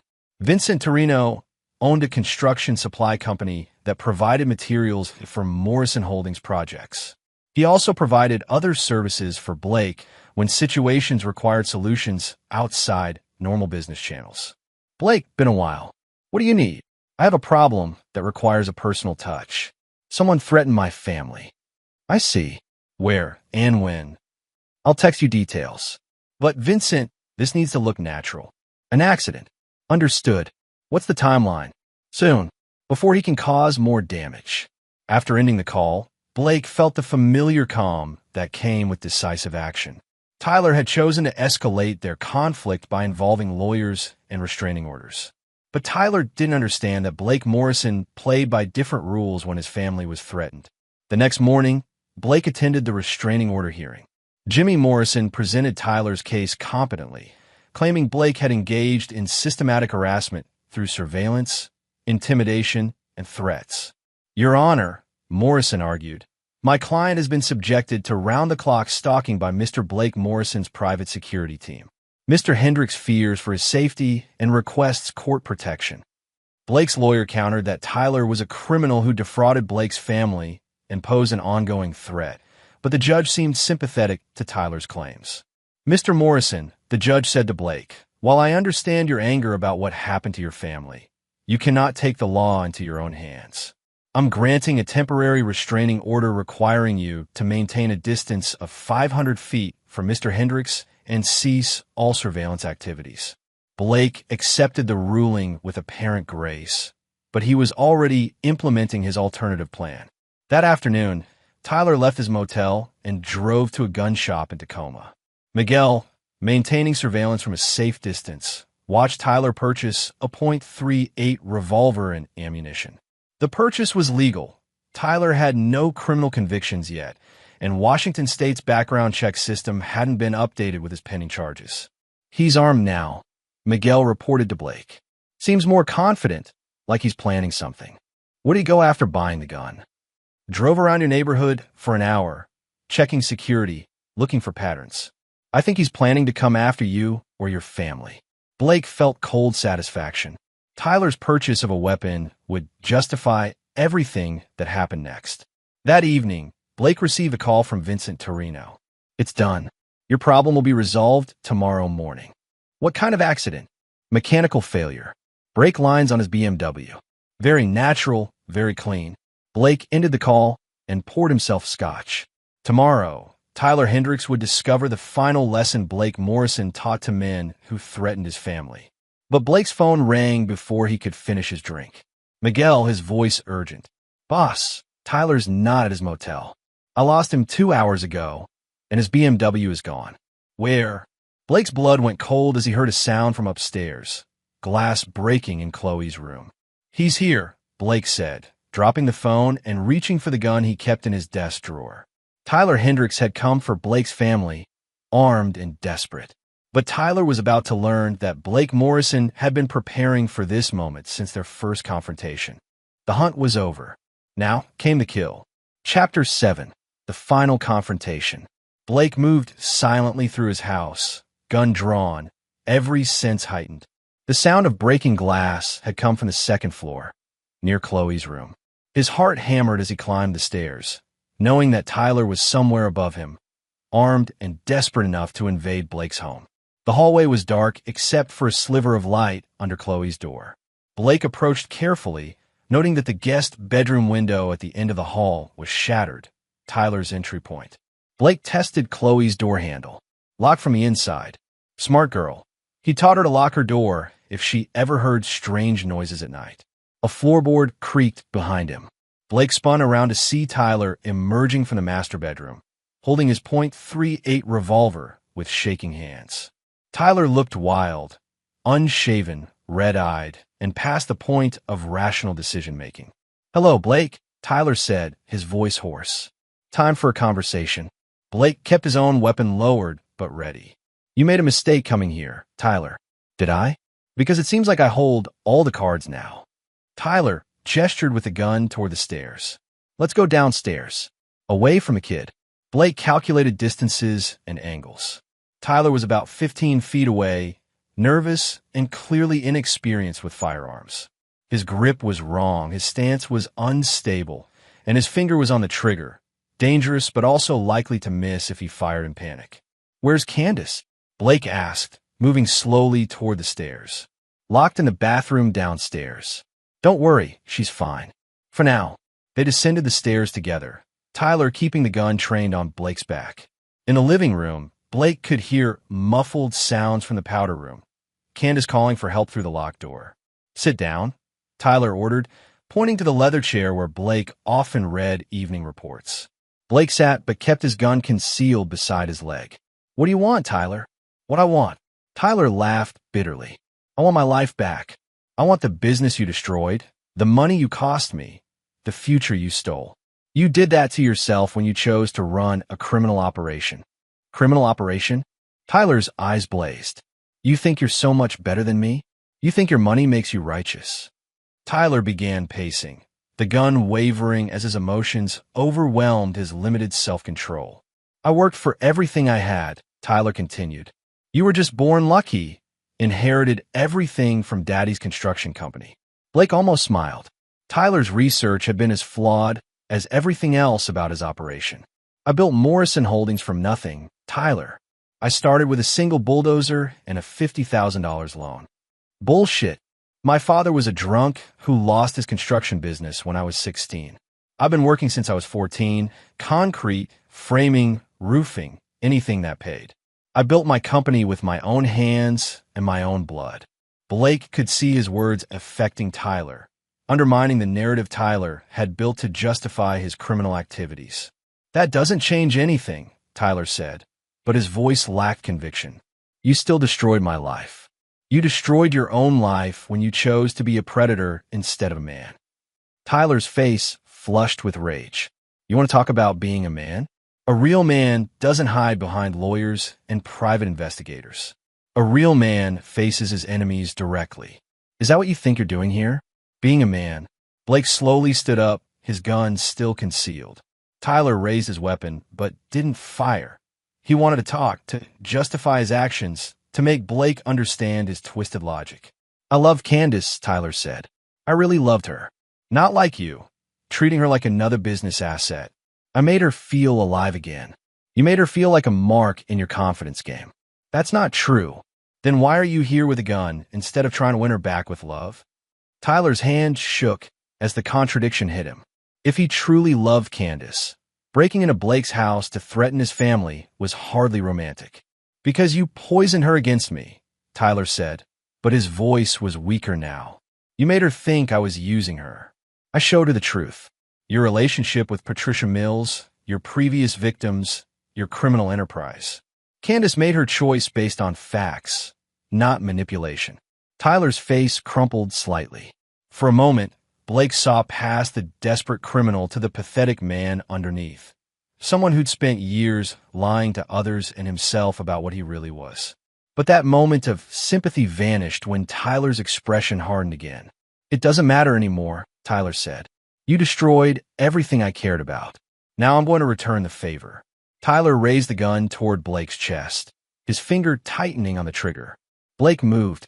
Years of construction work had given Blake reflexes and strength that Tyler's gym workouts couldn't match. Blake dove sideways, bringing up his own weapon as Tyler fired. The shot went wide, splintering the wall behind where Blake had been sitting. Blake rolled behind the couch as Tyler fired again, this shot smashing a lamp. "Tyler," Blake called out, "this ends badly for you no matter what happens. Put the gun down and walk away." Tyler's response was another wild shot that destroyed a family photo on the mantelpiece. Blake analyzed the situation.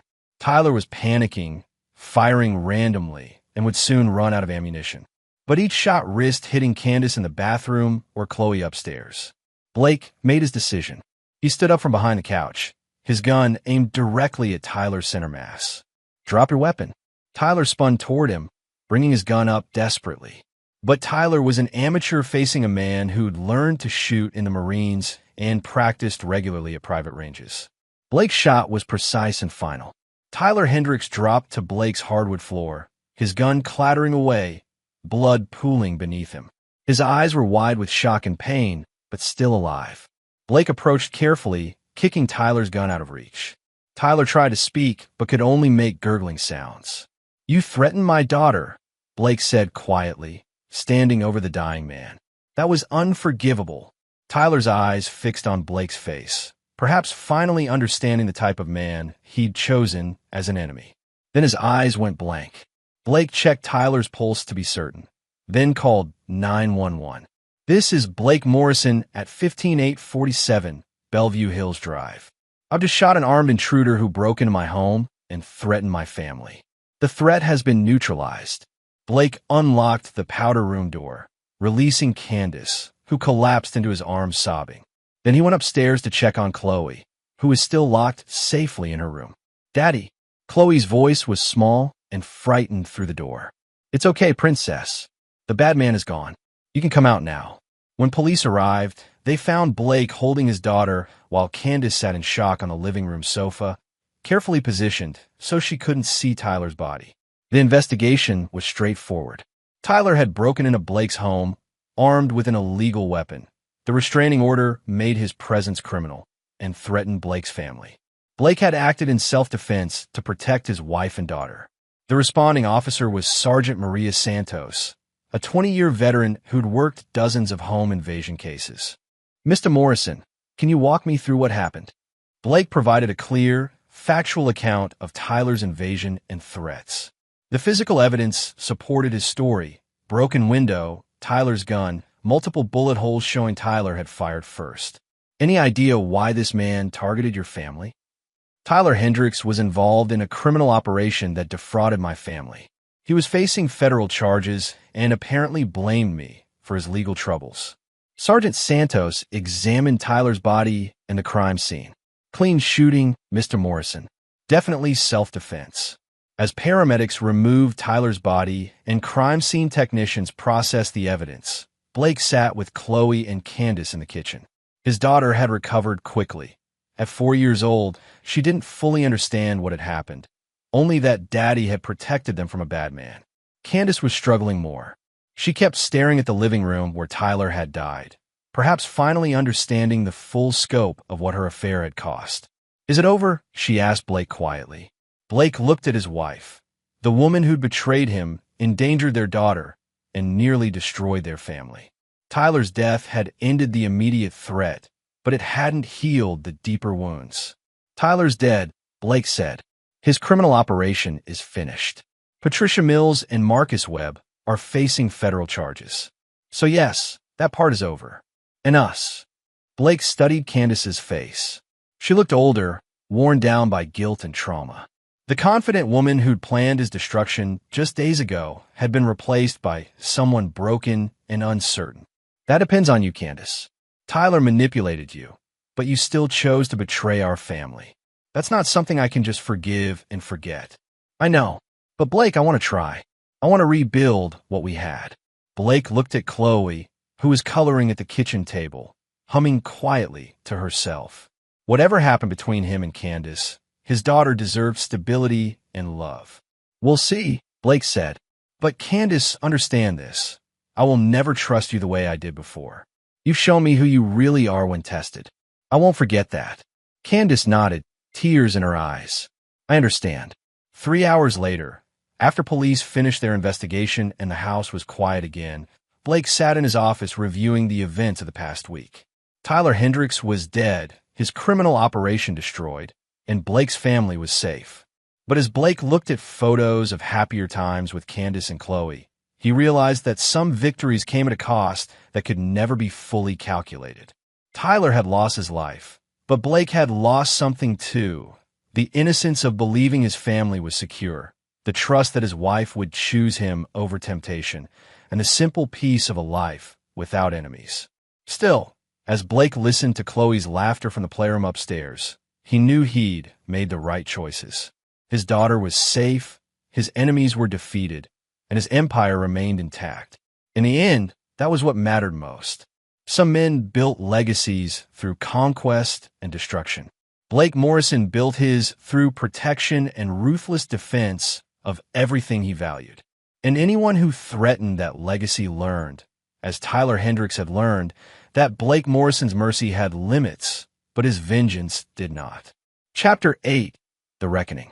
2 weeks after Tyler Hendricks died on Blake's living room floor, the full consequences of their war began to emerge. The police investigation had cleared Blake of any wrongdoing. Justified self-defense was the official ruling. But the ripple effects of Tyler's criminal operation continued to spread through Seattle's legal and social circles.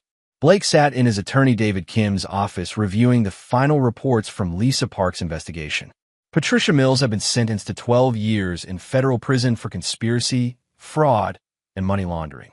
Marcus Webb received 5 years for falsifying DNA tests. 7 previous victims of their operation were filing civil suits against Tyler's estate, though there was little money left to recover. "The interesting development," David said, "is that 3 of Tyler's previous victims have reached out to thank you personally." Blake looked up from the reports. "Thank me? Robert Chin's brother flew in from San Francisco yesterday. Apparently, your investigation into Tyler's operation finally gave him closure about his sister-in-law's death. The other victims feel vindicated that Tyler faced consequences for what he did to their families." Blake felt no satisfaction from Tyler's death. Killing another man, even in self-defense, wasn't something to celebrate. But he was glad that Tyler's other victims had found some measure of justice. What about the federal investigation? Closed.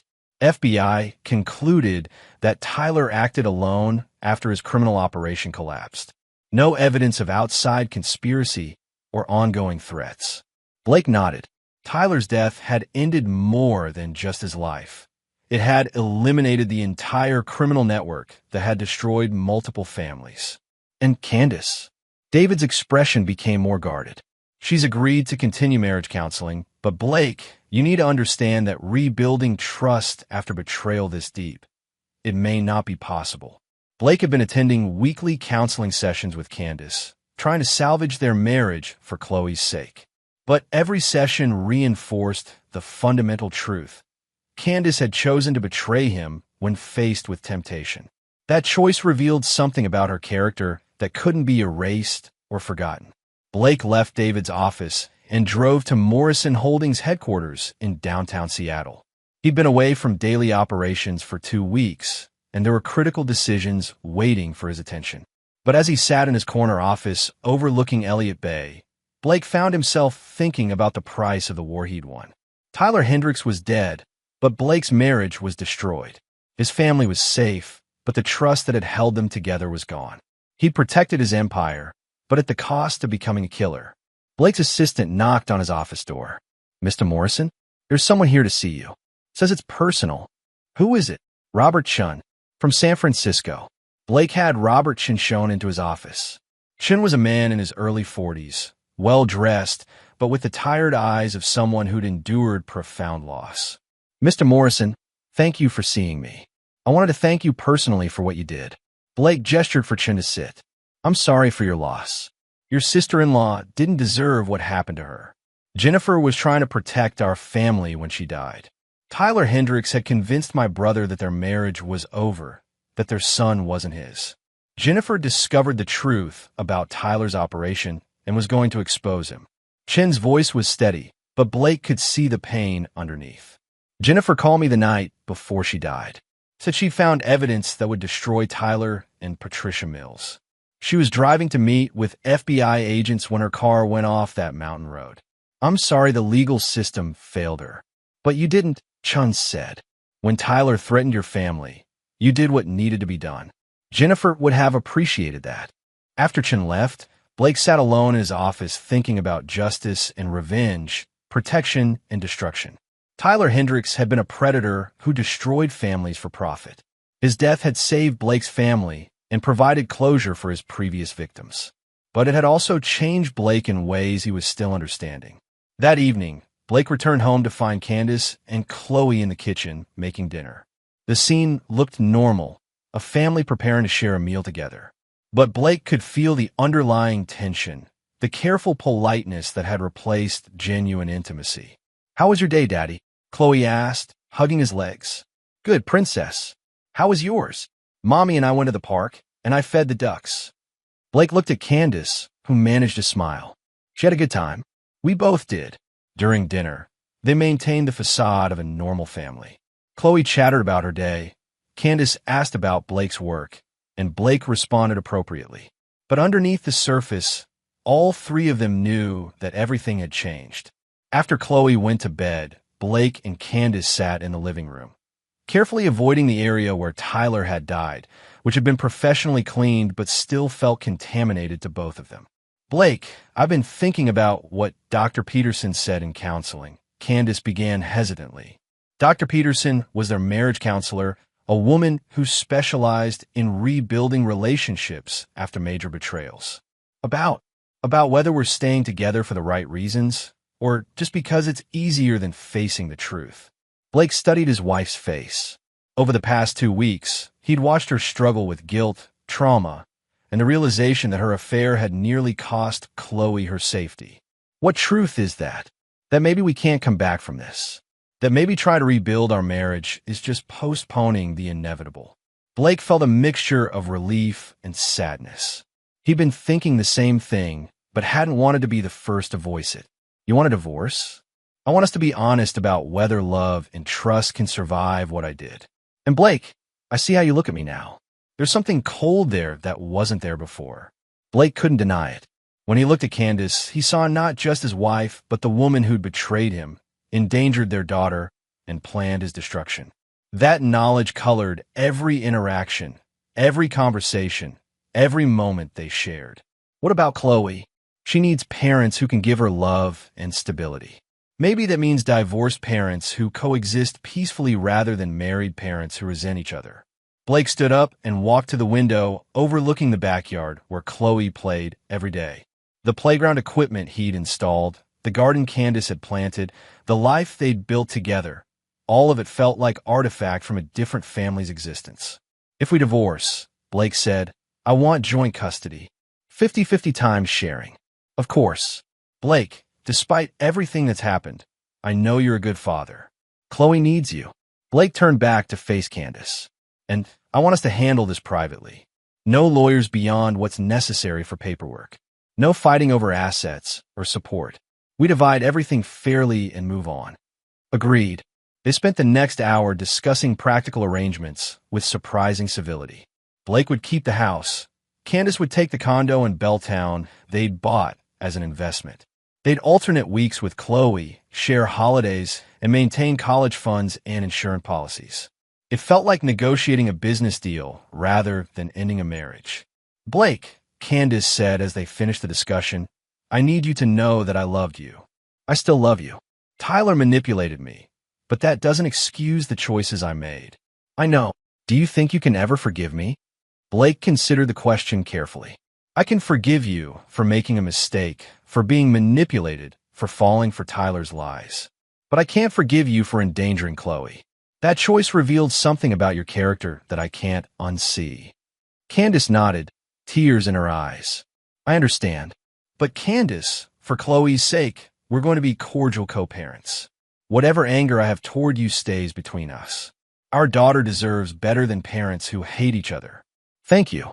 3 months later, Blake signed the final divorce papers in David Kim's office. The process had been remarkably amicable. No contested assets, no custody battles, no public drama. They'd even attended Chloe's preschool graduation together, sitting side by side and applauding their daughter's achievements. But as Blake drove away from the law office, officially single for the first time in 8 years, he felt not relief, but a profound sense of completion. The war that had begun with Tyler's criminal operation was finally, truly over. Blake had protected his daughter, defeated his enemies, and secured his empire. The cost had been his marriage, his innocence, and one man's life. But as he picked up Chloe for his first official week of joint custody, watching her face light up with joy at seeing him, Blake knew he'd made the right choices. Some wars were worth fighting, regardless of the cost. And Blake Morrison had one. Chapter 9, New Beginnings. 1 year after Tyler Hendricks died in Blake's living room, Blake stood in the same spot where the confrontation had occurred, but the house felt completely different. Gone were the family photos that had included Candace, replaced by pictures of Blake and Chloe on their adventures together. The formal living room had been converted into a playroom where 5-year-old Chloe could spread out her art projects and toys. Blake had rebuilt his life with the same methodical precision he used for his construction projects. Joint custody with Candace worked smoothly. They'd learned to communicate about Chloe's needs without the underlying tension that had poisoned their marriage. Candace had moved on as well, dating a pediatrician she'd met through Chloe's school, someone who seemed genuinely kind and stable. Daddy, look what I made. Chloe ran into the room, carrying a drawing of what appeared to be a castle with stick figures. That's beautiful, princess. Tell me about it. It's our house, and this is you, and this is me, and this is Miguel. She pointed to the various stick figures with elaborate explanations. Blake smiled at the inclusion of Miguel, his head of security, who'd become something of an uncle figure to Chloe. Miguel's presence had been essential during the transition period, helping maintain security and stability while Blake navigated single parenthood. Mr. Morrison? Miguel appeared in the doorway. Lisa Park is here for your meeting. Blake had been expecting Lisa. Today marked the first anniversary of Tyler's death, and Blake had commissioned a final report on the lasting effects of their investigation. Lisa entered the playroom with a thick folder, but her expression was lighter than Blake had seen in months. Good news, Blake asked as Chloe returned to her coloring. The best. Patricia Mills was found dead in federal prison yesterday. Apparent suicide, but the inmates I spoke with suggested it was more complicated than that. Prison justice for someone who destroyed families. Blake felt no satisfaction from Patricia Mills' death, but he understood the poetic justice. She'd spent her career destroying families for profit and ultimately faced consequences from people who valued family loyalty above all else. What about the other victims? All 7 families are doing well. Robert Chin remarried last month, a woman who lost her husband to cancer, and they're blending their families together. The other couples either reconciled after learning the truth about Tyler's manipulation or divorced amicably once they understood what really happened. Lisa pulled out another document. But the most interesting development is this. She handed Blake a letter from the FBI's white-collar crime division. They're offering you a consulting contract. Your investigation into Tyler's operation was more thorough than anything they could have produced. They want your expertise for similar cases. Blake read the letter with interest. The FBI was offering him a significant consulting fee to help investigate other confidence operations that targeted wealthy families. Are you interested? Blake considered the offer. His construction business ran smoothly without his daily oversight, and he discovered an aptitude for investigation and justice that went beyond protecting his own family. I'll think about it. After Lisa left, Blake spent the afternoon with Chloe in their backyard. She was riding her bicycle while he watched, marveling at how quickly she'd grown and adapted to their new life. The trauma of that night a year ago seemed to have left no lasting effects on her. Children were remarkably resilient when surrounded by love and stability. That evening, as Blake tucked Chloe into bed, she asked a question that caught him off guard. "Daddy, do you miss Mommy?" Blake considered how to answer honestly, but age-appropriately. "I miss the family we used to be, Princess, but I'm happy with the family we are now." "Me too. I like having 2 houses and 2 bedrooms and seeing you and Mommy separately sometimes." Blake smiled at her pragmatic acceptance of their arrangement. "Why is that?" "Because you and Mommy are happier now. And when grown-ups are happier, kids are happier too." Blake was struck by her wisdom. Out of the mouths of babes, Chloe had understood something that had taken him months to accept. Their family was different now, but it was also healthier. After Chloe fell asleep, Blake sat in his home office reviewing the FBI's offer. Taking the consulting contract would mean using his skills to help other families threatened by predators like Tyler Hendricks. It would also mean potentially dangerous work, but Blake had already proven he could handle such dangers. His phone rang.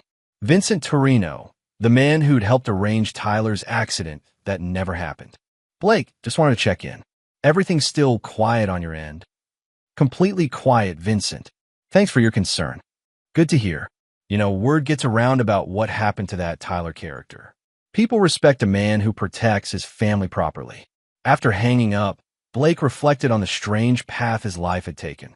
A year ago, he'd been a successful businessman with what seemed like a perfect family. Now he was a divorced single father who'd killed a man in self-defense and was being recruited by the FBI. But despite everything that had changed, Blake felt more grounded than he had in years. He knew exactly who he was now, a man who protected what mattered most, regardless of the cost. Blake's computer chimed with an email from David Kim. The final financial audit of Tyler's criminal operation had been completed. Blake and the other victims would recover approximately 60% of their losses through asset forfeiture and insurance claims. But more importantly, the audit had uncovered evidence of additional crimes that would help prosecute other members of Tyler's network who were still alive. Justice would continue to roll out in waves, affecting criminals Blake had never even known existed. Blake printed the FBI's consulting offer and signed it. He'd found his new purpose, using the skills he'd developed protecting his own family to help protect others. As he prepared for bed, Blake walked through his house, checking locks and security systems out of habit. In Chloe's room, he paused to watch her sleep peacefully, surrounded by stuffed animals and night lights. This was what mattered. This was what he'd fought for and killed for and rebuilt his life around. His daughter's safety, her happiness, her future. Tyler Hendricks had threatened that future and paid with his life. Candace had betrayed that future and lost her marriage. Patricia Mills had profited from destroying such